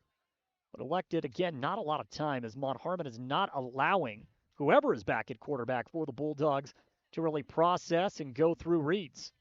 Martinez at quarterback. He's going to try to throw over the middle of the field, overshoots Powell, his intended receiver, who was coming on an in. Goes over his head, drops down to the turf at about the 40-yard line, incomplete 2nd and 10, stops the clock at 5:29 here in the third. The right idea, it's just the wide receivers venture too far down the field. If they come back towards the football in that mud area, just at the 40, it's a catch, and you probably spring it free for a touchdown. Smith is back in at quarterback as Mont Harmon has been doing a little switch from time to time. Here's a double reverse, handing it off and getting into the open field. It's Carlson. Carlson still moving forward beyond the 1st down sticks, inside the 35 to the 34-yard line. So there's the misdirection from Mont Harmon, and that'll be plenty to move the sticks. Yeah, misdirection like you talk about. Play goes inside, and then it gets back inside on the right side. Carlson just weaves his way through for a 1st down pickup. Dax Carlson, we've called his name a few times tonight. He's been active here for Mont Harmon, and he does it again to move the sticks. Ball just inside the 35-yard line. Start left, go right. Defense shifted left. They have a hard time getting back to the right side. Low snap for Smith. He picks it up, hands this ball off. Once again, it's Carlson getting to the outside. He's to the 20-yard line. He's got plenty for the 1st down, a gain of 15, and it's 1st and 10 as Mont Harmon is back into the red zone. Carlson, again, lines up to the right side. Jackson, low snap, picks it up off the turf, and then Carlson goes left and cuts back into the right-hand side. And then the play dies at the 20-yard line. 1st down and 10 for the Pirates. 4:43 left in the third. Again, one score and a conversion away from putting the mercy rule in, even though the Bulldogs have shown plenty of fight here in the second half. Shotgun set. Smith, the quarterback. Carlson this time to his left. Hard snap, and they will get a free 5 yards. Yeah, and you might as well pop somebody, and that's what happened. Anxious defense. Mason Powell took a little tumble. He got hit. You're going to jump offside, you might as well just hit somebody, huh, Aiden? The Bulldogs know that it's such a quick reacting offense tonight. With the athletes coming out of the backfield, they got to be fast, right? You got to be fast off of the ball. And so the ghost play has worked a couple of times. And this time it's going to work against Mont Harmon. Is there is movement from Powell on the end? So Powell got tumbled to the turf, and then he false starts. And so the ball marker, he's got to work out tonight. Chains haven't moved a ton, but the ball marker has first down and 10. Ball back at the 20-yard line. 4 minutes and 11 seconds in the third. Carlson again. Had a wide gap. He's got the first down, kicks it to the outside. Close to the goal line. Is he going to get in? Yes. Touchdown, Carlson. Carlson has been the workhorse on the last couple of plays. This time he starts on the left-hand side, and he's just going to kick back to the right. Got great blocking, and that blocking starts up front with the Big Uglies. 34-0. Mont Harmon extends that lead with 3:59 to play in the third quarter. And it's been the Dax Carlson show on the ground. Callie's the one that set the edge with the block. Carlson now in this game has 49 yards rushing on the ground. And the Pirates will attempt a point after. This would get it to 35. It's a good snap. The kick, however, is blocked, so we are stuck on 34. 3 minutes and 59 seconds to play in the third quarter. It'll be San Rafael football when we return on 107.3 FM and 750 AM. The time is now to join the JN Auto Experience. Browse quality used cars, trucks, and SUVs at our price or Huntington lots. JN Auto can even help you get financing. Get fast, expert mechanic service to keep your vehicle running smoothly. Treat your car to a spotless wash or make it shine with professional detailing. Even rent a car. All in one convenient stop. JN Auto. Driven forward. Mont Harmon and San Rafael football continues on KOAL 107.3 FM and 750 AM. Brought to you by Castle Valley Orthodontics.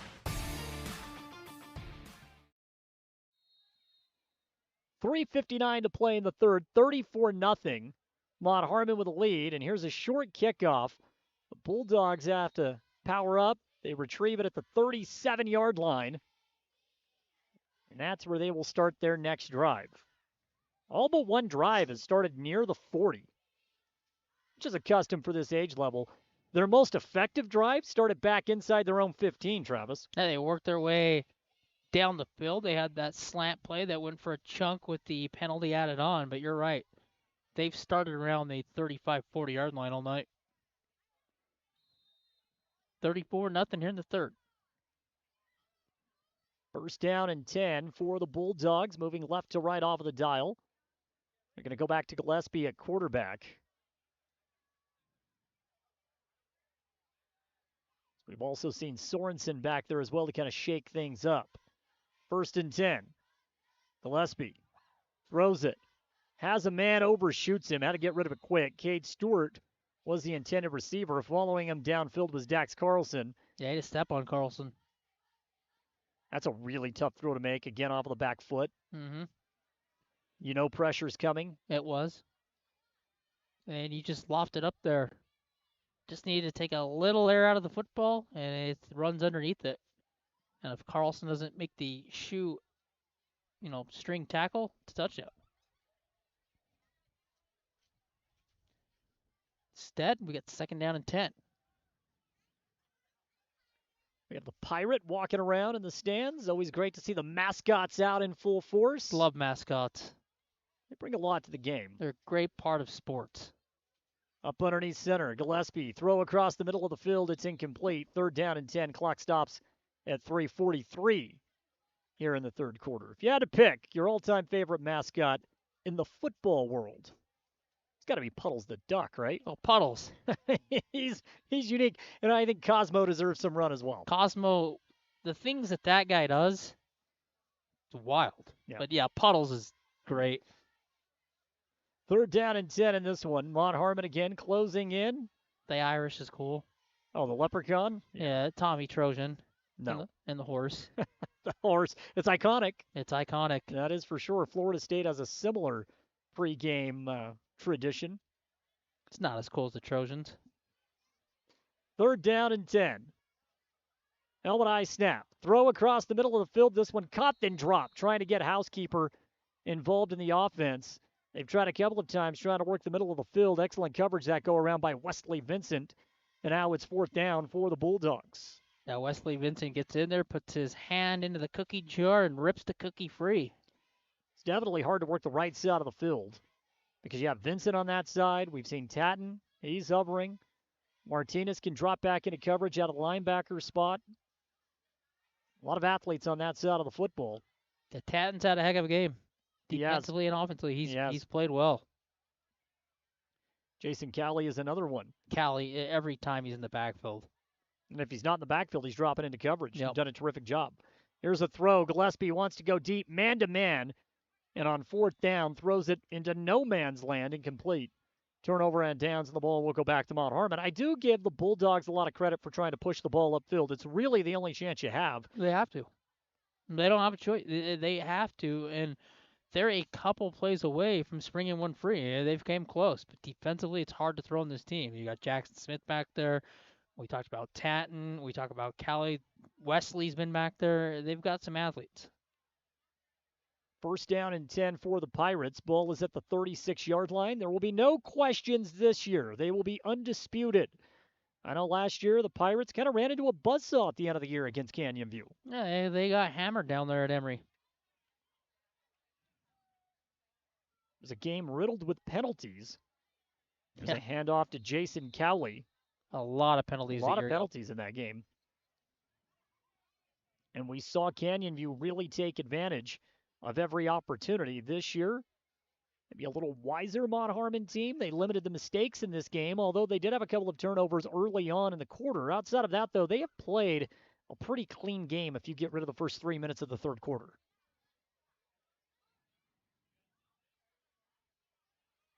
Had the one interception and then the one fumble. The fumble was on a fight for extra yardage. 2nd down and 9. Martinez, the quarterback. He's going to throw. Wants to go to the open field. He does to Vincent. Vincent has the 1st down. Sheds one tackler. Still on his feet inside the 15-yard line. And that will move the sticks. Another red zone visit for the Pirates. I think what's impressed me most about Mont Harmon tonight is they haven't had huge plays. What they've done is methodically move the ball down the field. I don't believe they've scored one time. No, I take that back. They have one out of their 5 touchdowns outside of the red zone.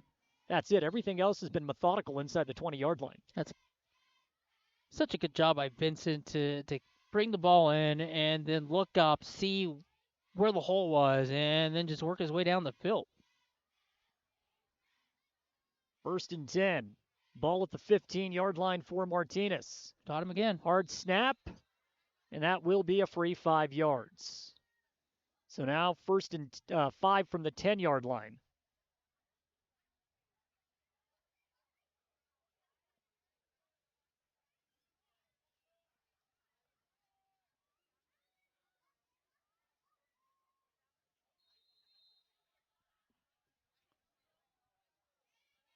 So 1st and 5 from the 10. Martinez takes the snap. Here goes an end around to Rome Teeny, and Rome is able to get it back to the line of scrimmage. It's great to see Rome get some action out there. So Teeny takes it up to the 10-yard line. It sets up 2nd down and 5.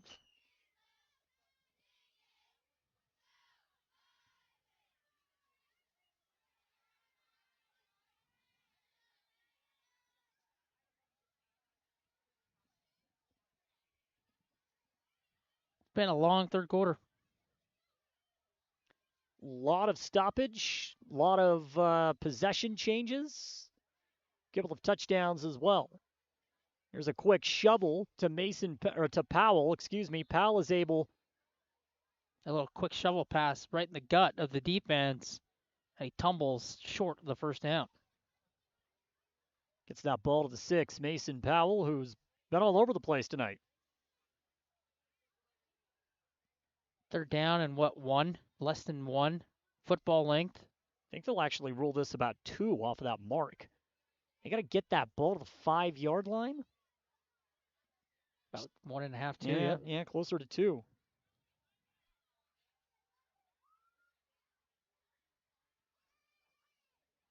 Martinez with the snap, wants to go to Cowley, makes 1, 2 tacklers miss, and he's got plenty for the first down. He's inside the 5 down to the 3-yard line as we get into the final 30 seconds of the third quarter. If Mont Harmon wants to run another play, they may, and they could put the mercy rule in for the fourth quarter. And you think the mercy rule runs fast in high school, wait till you get to middle school, where you only play 10-minute quarters, and the game is just slower. Right? There's not nearly the opportunity for as much clock stoppage. Although, when you turn the ball over at this rate and you score touchdowns at this rate, we have had a lot of stoppage time. Final 20 seconds of the quarter. Martinez out of the shotgun set. He's got 2 in the backfield. One is Carlson, one is Cowley. Hands it off to Cowley. He's going to try to get into the end zone, and the Bulldogs say no, no, no. They pull him down at the 3-yard line, and that'll take us to the end of the third quarter. It is all Mont Harmon in this one. They lead right now 34-0 over the Bulldogs. Fourth quarter is a formality. Championship will be crowned in 10 short minutes when we return on 107.3 FM and 7:50 AM. It's middle school football. It's fun! It's our favorite place. Strike up family fun for everyone. Gateway Lanes. Families that play together stay together. And Gateway Lanes is your center for fun, snacks, and great food. So let Gateway Lanes do the cooking with open and league bowling year-round and Club Bowl Thursday night, 9 till 11:30, with unlimited bowling including shoes. Since 1989, Helper's Hometown Bowling Center, Gateway Lanes, South Main Street in historic Helper, and bowlhelper.com. Let's roll. Auto Farm Price Ford has your next vehicle. They offer guaranteed lowest prices. Come check out the selection of Ford F-Series trucks, including America's most popular truck, the Ford F-150. We have them all right here in Price. Stop in and see us for a different experience.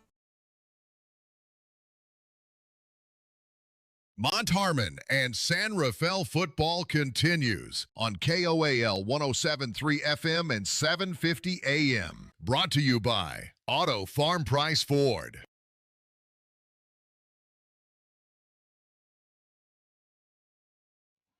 Back for the fourth and final quarter here in the middle school championship. Mont Harmon up 34-0 over the San Rafael Bulldogs. And Travis, if Mont Harmon can put this one in, it'll be a quick fourth quarter, as they have played pretty well throughout this game. Clean up a few things. Not a perfect game, but certainly close to it. Good enough for a championship. For sure.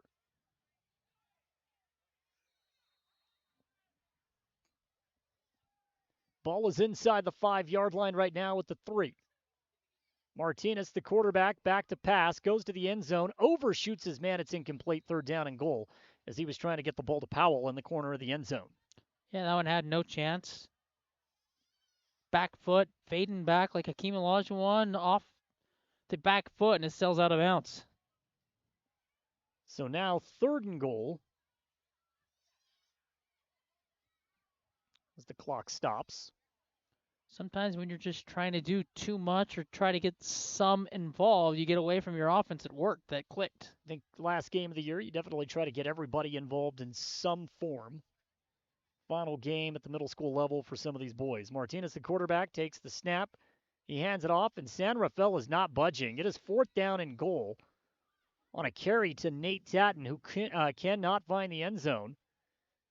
And it looks as if they'll spot that ball again at the 3-yard line. Give a lot of credit to San Rafael. You know what? He lost a yard. It's back to the 4. Give a lot of credit to the Bulldogs. They have done a great job. They're not quitting. And they have gotten low and they have gotten physical inside their own 5-yard line, trying to prevent that 6th score of the game. They don't want to see the mercy rule. And why should they? They want to play all night. They do.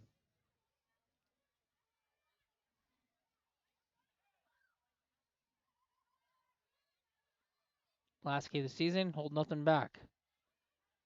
Mont Harmon has dug deep into the depth chart in this game, trying to find the end zone one more time, 4th down. Martinez goes a pitch out to Tatton, and he loses a lot of yardage on this one. He is down back at the 7-yard line. Turnover on downs. The ball will go back to San Rafael. How about that defensive stop? What a stop defensively. Not allowing that touchdown, not allowing the mercy rule. You come in, and you slow everything up, and you get a turnover on downs.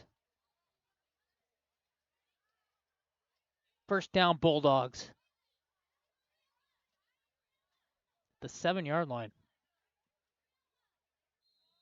It's a big defensive stop, something you can hang your hat on. Well, the game is certainly not over on the clock. I mean, it would take a Hercules effort to make this one interesting down the stretch, but you look for little things that you can build momentum off for next season, regardless of where these kids go, future Spartans, future Dinos, maybe back to the middle school level for another year. Solid opportunity to play under the lights in front of both communities. Shotgun set, 2 in the backfield. Gillespie's going to throw. Quick pocket, nearly intercepted. Big physical defensive play. Give a ton of credit to Logan Terry, who delivered that pop across the center of the field. Pass is incomplete, and it's 2nd down. Logan Terry lowered the boom. It's cold. It's a shot as you are moving across the middle of the field as a wide receiver. You don't want to go middle if you're a wide receiver. It was Sheldon Jeffs, the wide receiver. 2 in the backfield again, Twins right side. Man coming in motion. Into the backfield, Sorensen. They're going to get it to Sorensen. He's going to try to throw this football. Mont Harmon is not fooled, and he is close to the goal line. They rule him down at about the half-yard line. What a play to stop the safety. Just enough. Got his little feet outside the end zone. Made sure the ball was not in, and they spot that at the half-yard line. Mont Harmon wanted the safety. Yeah, the luck. Just not to be in the end zone. And we have a timeout. I mean, look where the ball's sitting. Oh, yeah. I mean, it is. You can't even call that the half-yard line. No, that tip of the football is on the goal line. How he got out, I'll never know from up this point of view. Ball's at the half-yard line here for the Bulldogs. It is 3rd and forever. They got to get the ball out to the 18-yard line. So we're looking at 3rd and 17. Got a sense of pressure now. If you want the safety, you got to get that safety now. You were so close to the safety, and you can taste it now, how close that ball is to try it again. Shotgun set. Clean pocket, throw across the middle. It's incomplete, so it is 4th down. And now with 8:27 left to play in the game, I'm curious as to what the Bulldogs would do in this situation. It's 4th and, again, 17. You got to get the ball out to the 18-yard line. You're backed up against your own goal line. A punt, you're going to net what? Maybe 15 yards at most because you're going to be punting out of the back of your end zone. That's never an easy thing to do. I think you roll the dice, you try to throw it deep, right? You just throw one of those Hail Marys down the field. Old school backyard football, playing quarterback. Everybody go route. I think they're punting.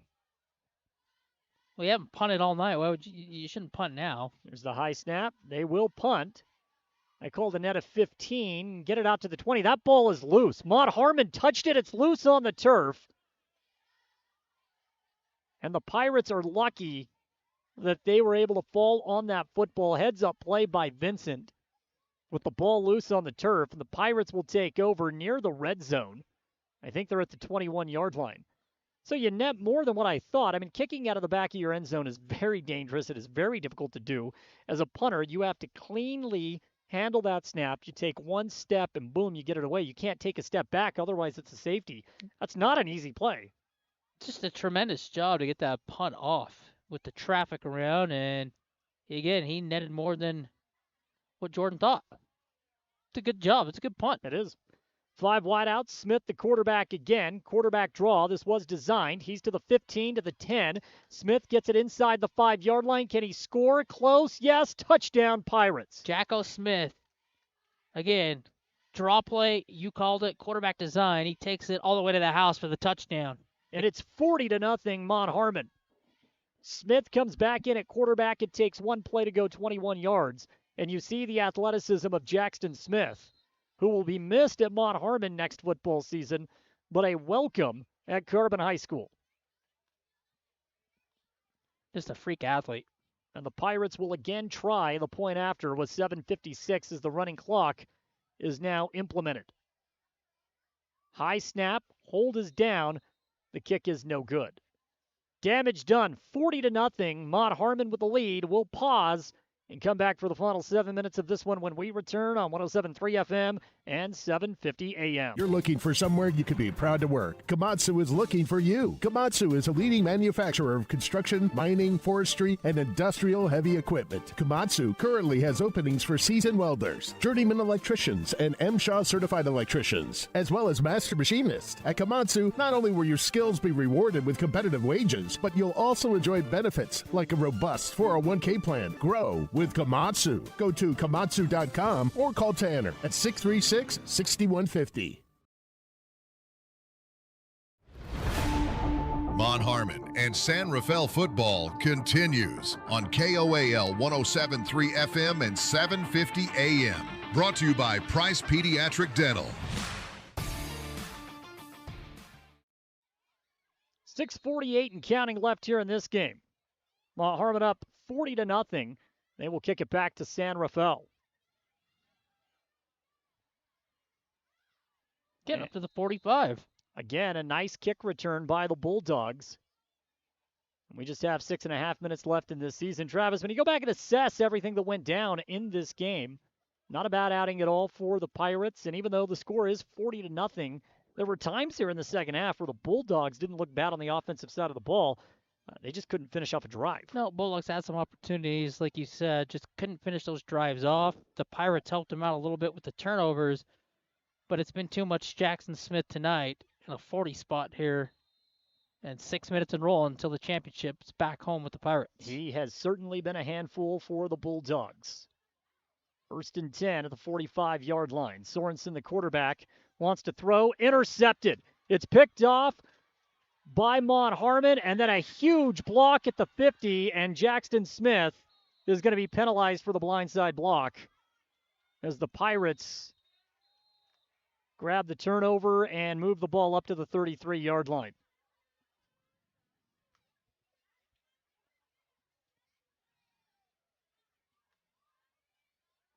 Now they're going to talk about this penalty. They spot it back at the 40-yard line on the interception return.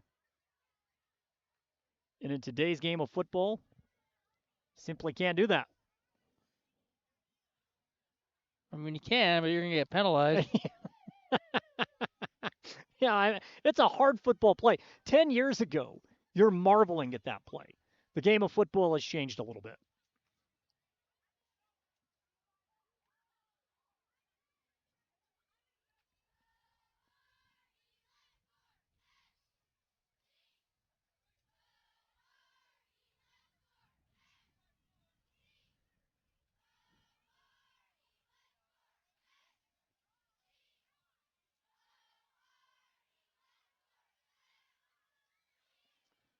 Well, the ball will go to Mont Harmon. Multiple penalties. Yeah, you're going to have another late hit, probably out of bounds. Yep. So we have multiple penalties, and the Pirates will be back on their own side of the field at the 44-yard line.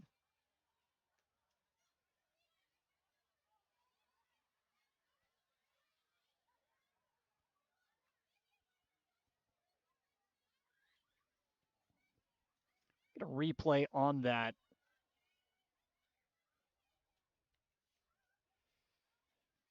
It's close. I don't think that's a penalty. It's close. After rewatching it, it's close.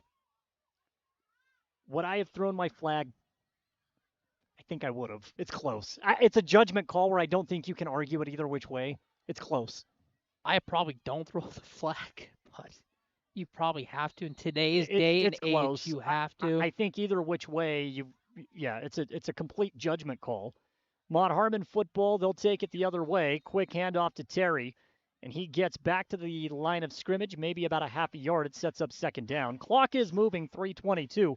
It is one of those bang-bang plays as well. I mean, that's a difficult play to officiate.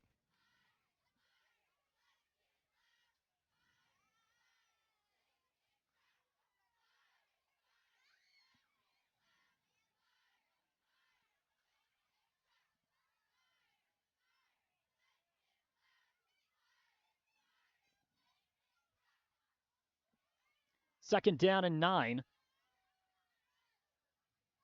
Here for the Pirates as we get under 3 minutes. Martinez is the quarterback again. Snap and the handoff, and this will go for minimal yardage again for Mont Harmon as they try to just sulk this game away.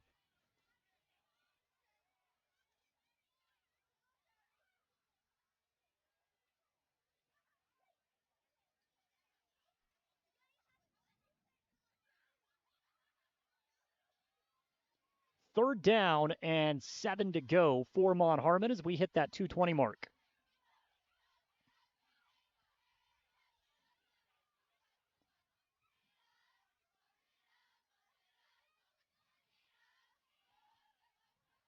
Third down and 7.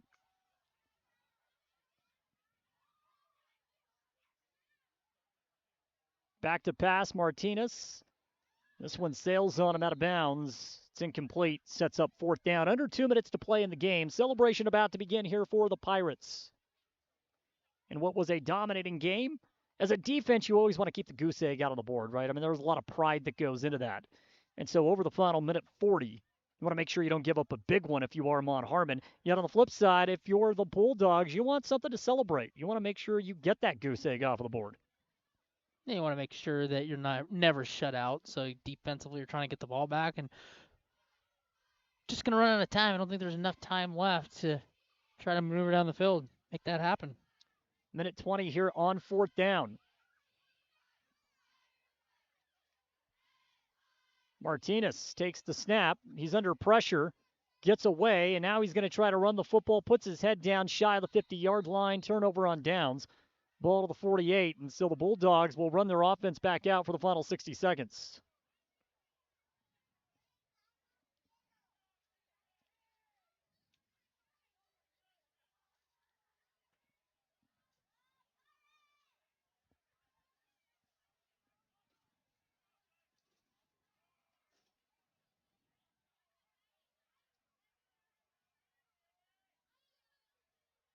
And we have stoppage out on the field as Bulldogs want to get their offense back out there and organized. So they take the timeout with the final 55 seconds in this game. And then once we get rolling, it should be quick after this, Travis. Formality at this point as the Bulldogs come back out. Gillespie will be the quarterback.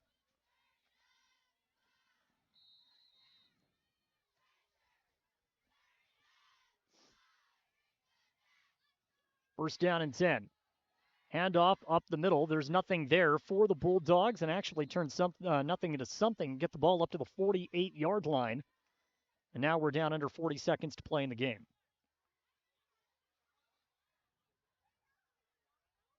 Clock continues to tick. Mont Harmon will cap this season off with a record of 8-1. It's not too bad. We were talking about some of their previous games, and last week Smith had another outstanding game. We'll go over the stats coming up here in just a moment.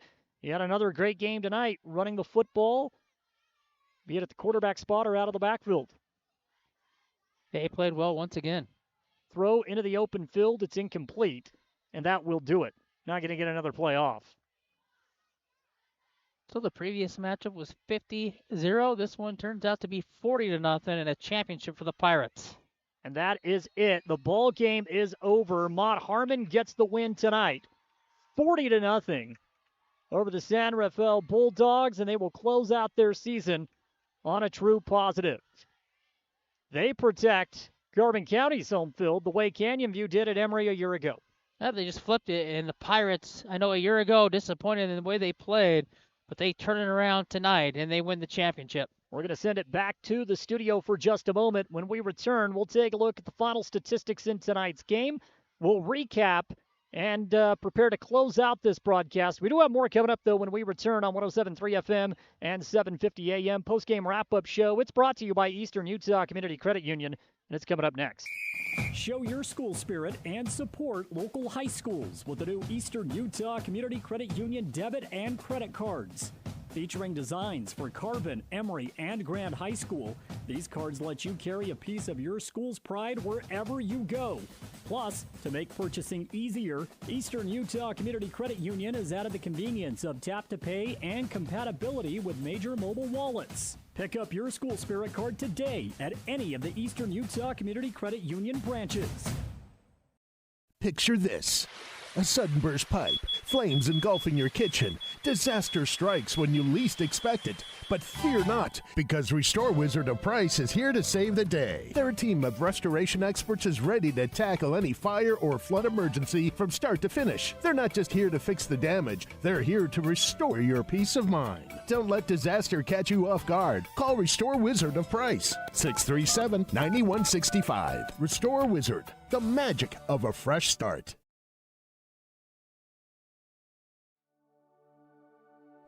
At A Perfect Smile, they specialize in transforming your smile with precision and care. From porcelain veneers and dental implants to orthodontics, crowns, and bridges, their expertise covers every aspect of general and cosmetic dentistry. Dr. Jackson and his team are here to address even the most challenging dental concerns, helping you achieve a smile you'll love. Ready for a smile makeover? Call A Perfect Smile today, 637-2100, to schedule an appointment.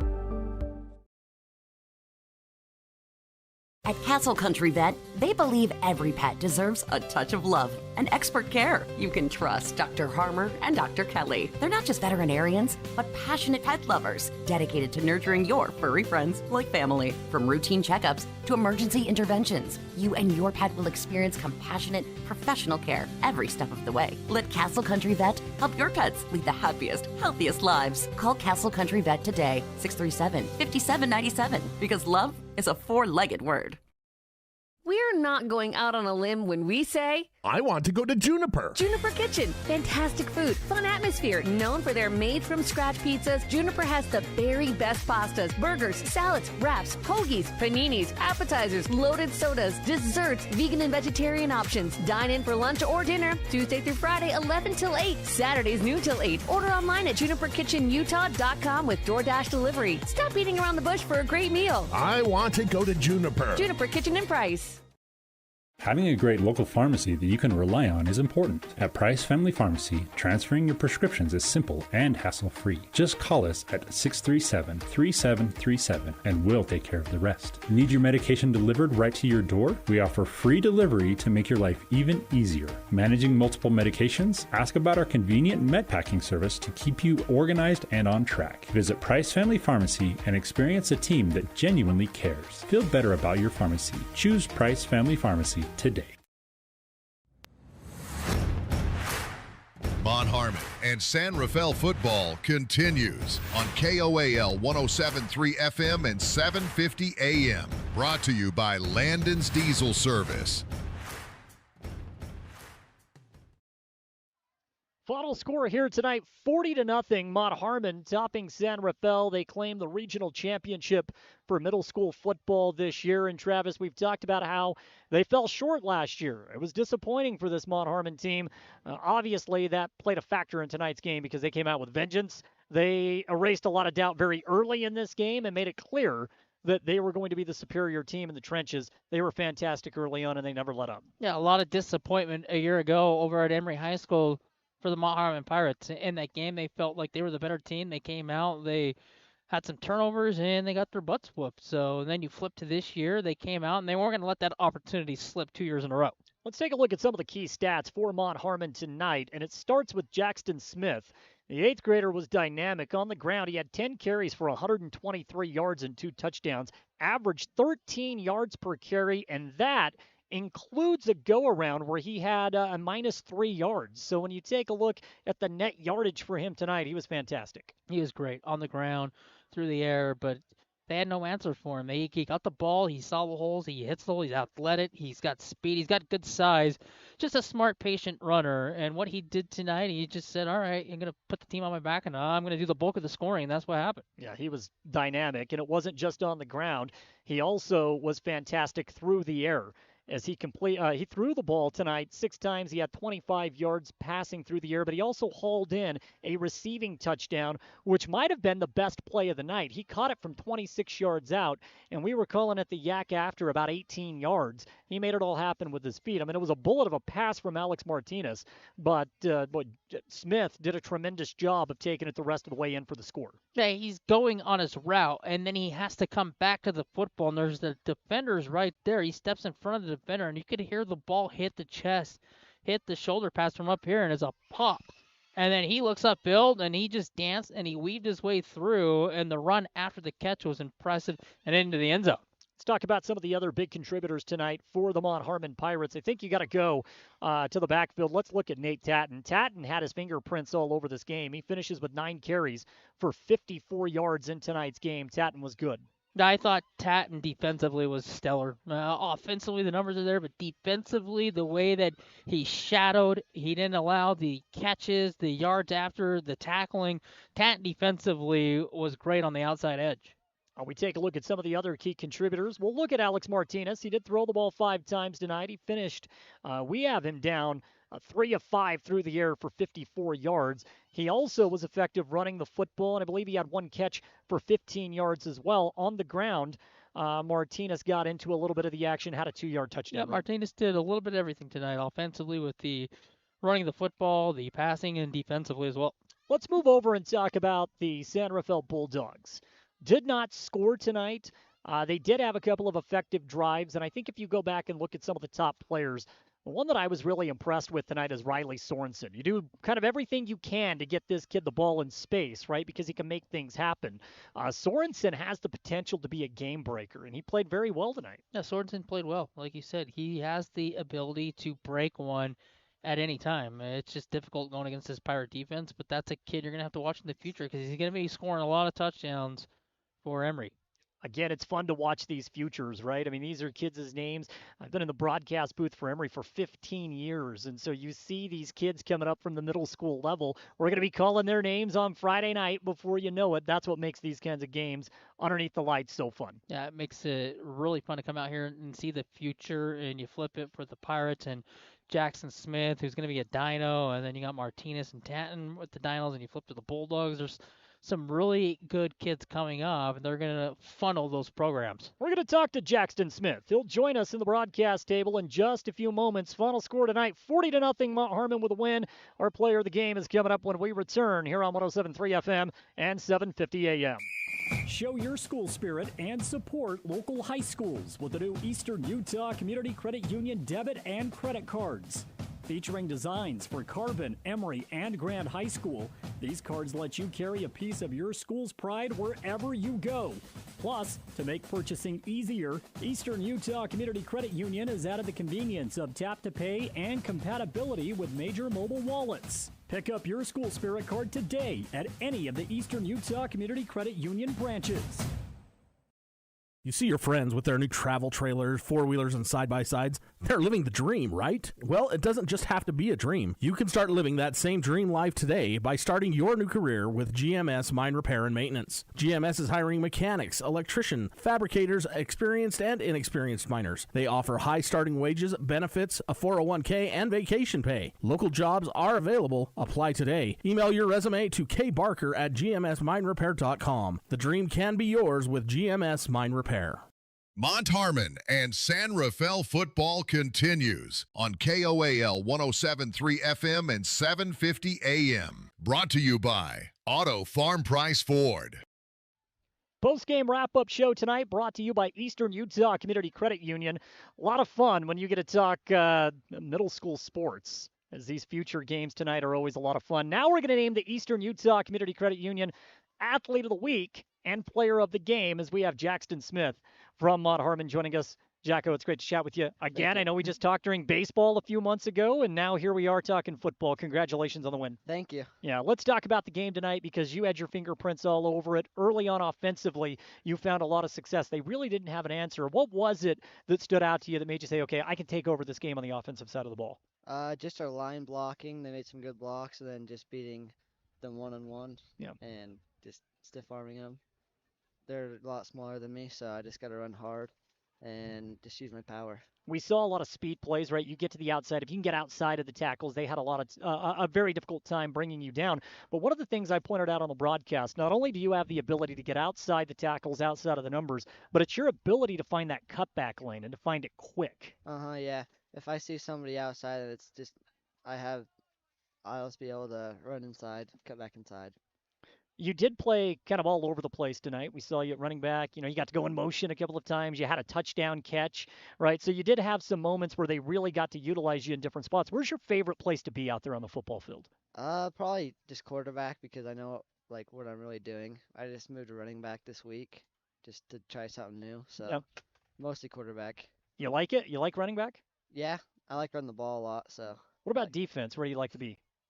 Safety, but I also like blitzing outside. Yeah. Well, you did get flagged there at the end of the game, right? So we got to kind of see the power that you have out in the open field. A physical ball player. I mean, is that something that you kind of pride yourself on? Play the game physical? Yeah, just hit everybody as hard as you can because it's the only sport you really can. Yeah, that's true. I know as far as Mont Harmon is concerned, you guys had a pretty difficult start to this season based off of the fact that you were playing in the Babe Ruth World Series. That made it difficult. Your summer was consumed by baseball. How long did it take you to get into the football realm and get comfortable with it? Well, we came back from New York and we played 2 days later, so it was a little weird, but we won 60-0, so yeah, it wasn't too bad. Anytime you can spend your summer playing baseball, I don't think it's a bad thing. No, baseball's better than football for sure. Yeah, okay, that was going to be my next question. What sport do you prefer? Now, I figured you would say baseball, but I mean, football is something that I know you've had a lot of success at. Yeah, if baseball's just a year-round thing for me, I'm probably better at it too, so I like baseball more. I think you're pretty good out there on the football field. Thank you. What was the team camaraderie like this year when you guys, you go through an entire season? I think you played 9 games. If I count it correctly, so 9 games on the season. I mean, you guys are out there every single day trying to put in the work. I know football is not something that you can just do in the fall. You have to prep for it year-round. What was the team chemistry like? Just we were all family, and we all hit the weight room earlier in the summer, so that helped out a lot, and we just were there for each other, which helped out a lot. Let's talk about Coach Abeta. What's it like playing for him? I love Beta. He's a great coach. Yeah. So what's next? Because now that we get out of football season, what's your winter look like? I'm playing basketball. Good. Yeah. So we'll see you again. A 3-sport athlete, right? Yeah. And then right after that, you dive into what? Baseball. You don't leave baseball though, No, right? I'm playing baseball in 2 weeks. Well, is it kind of a sigh of relief when the season comes to an end? Because last year you guys get to the championship game, and I know it didn't end the way you guys had anticipated. That was a tough loss against Canyon View. Yeah, it sucked. Yeah. Did you use that as motivation this year? Is that something that you guys had to remind each other, hey, we lost in this game a year ago? Yeah, Beta would just remind us, say, like, this is what we came for. We worked hard because we didn't do it last year, and Mont Harmon's not done it in 3 years, so we just really empathize on that. As far as the competition that you guys got to play, and again, these are a lot of familiar opponents. You guys are going to be teaming up with Helper when you get to Carbon, right? San Rafael, Canyon View, they're going to be teaming up when they get to Emery. So you get to know these guys. What was the competition like for you throughout the year? We beat everybody by a lot, so it wasn't like too bad. But we played San Juan last week, and they were pretty tough. And you had a pretty good game against San Juan. You were able to run the football. Yeah. I know you're a modest guy, so I'll speak for you. You ran the ball with a lot of efficiency and a lot of effectiveness a week ago. Yeah, I ran the ball a lot. Yeah. How do you feel physically now that the season's over? Just gotta hit the weight room more and just stay healthy for baseball and basketball. You feel healthy though right now? Yeah, I don't feel too bad. You don't feel the ill effects? I got to ask you one more thing. You play with a Guardian cap on. How difficult is that, or is it at all? Do you even feel that thing on there? Is it seamless for you? No, it doesn't. You can't even, like, if you hold it, it just doesn't even feel like anything. So it doesn't really feel anything like in your head, but it helps. Yeah, we're seeing that become more and more of a thing, right? And I think, if I'm not mistaken, you might have been the first kid that I seen wear one at the middle school level. Yeah. And so just wondering what the comfort level was like out there. All right, last question before I let you go. When you guys win the championship, you get the trophy, you get to celebrate with your team. Describe what that's like. It's awesome because, I don't know, just everything we worked for, we just came together and won it, so it felt awesome. Well, you guys definitely deserve it. Jackson, congratulations on the win. Congratulations on being our Athlete of the Week. It's always a pleasure to chat with you. Thank you. Yeah. We're going to pause one more time. We'll come back, put the final touches on tonight's broadcast when we return here on 107.3 FM and 750 AM. Show your school spirit and support local high schools with the new Eastern Utah Community Credit Union debit and credit cards. Featuring designs for Carbon, Emery, and Grand High School, these cards let you carry a piece of your school's pride wherever you go. Plus, to make purchasing easier, Eastern Utah Community Credit Union has added the convenience of tap-to-pay and compatibility with major mobile. Discover the strength and beauty of Flawless Sheeting's metal siding and roofing solutions. Designed to endure and crafted to conserve energy, the products offered by Flawless Sheeting ensure your home not only looks good, but feels good too. Plus, they come with a 40-year warranty. Enjoy superior durability and enhanced comfort year-round with new roofing from Flawless Sheeting. Ready to upgrade? Call Flawless Sheeting at 636-7300 and elevate the way you live. When your comfort is on the line, trust the experts who care. At Air Temp Heating and Cooling, we've been dedicated to keeping Castle Country cozy since 1999. Our certified technicians are ready with 24/7 emergency service and the latest knowledge in heating and cooling technology. As a proud Bryant authorized dealer, we'll do whatever it takes to ensure your home or business stays comfortable year-round. Call Air Temp Heating and Cooling today at 637-4468. Hey there, food lovers. It's Bill Hicks from Farlano's Cafe, your new favorite spot for breakfast, lunch, and dinner.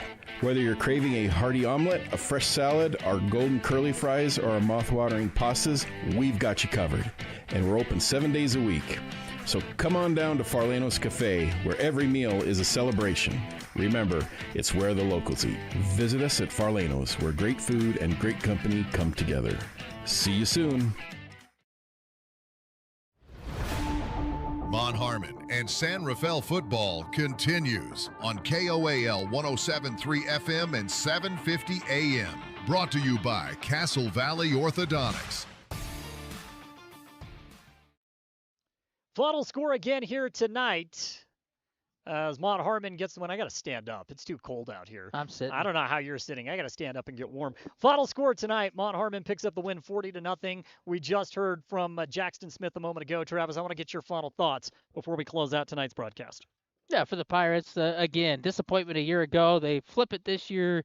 They get the game here at Carbon, and Jackson Smith put together one of those performances that we'll talk about Mont Harmon, football history. The way he just ran the football, the catch still is the best part, I think, of what he did tonight, where he comes back, he catches the ball, and then he just weaves his way through traffic, 25-plus yards into the end zone.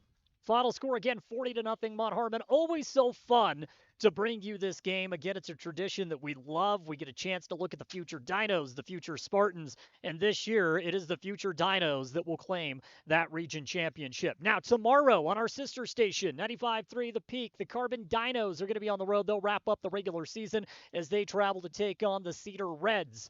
Aiden Mortensen and Sonny Buscarini will have that call for you. You can also watch that game on our other YouTube channel, Castle Country Radio Carbon. Travis, you and I, we're going to be at home Friday night. We'll wrap up the regular season. Emery against Delta.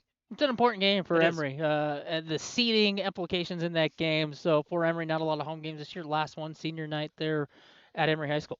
Final score again tonight, 40-0. Mont Harmon gets the win. Congratulations to the Pirates on claiming the championship this season. For Travis Anderson, I'm Jordan Buscarini, and also a shout-out to our statistician tonight, Aiden Mortensen, and our cameraman, Paul Anderson. Final score again, Mont Harmon 40, San Rafael nothing. We will see you Friday right here on Castle Country Radio Emery, our YouTube channel.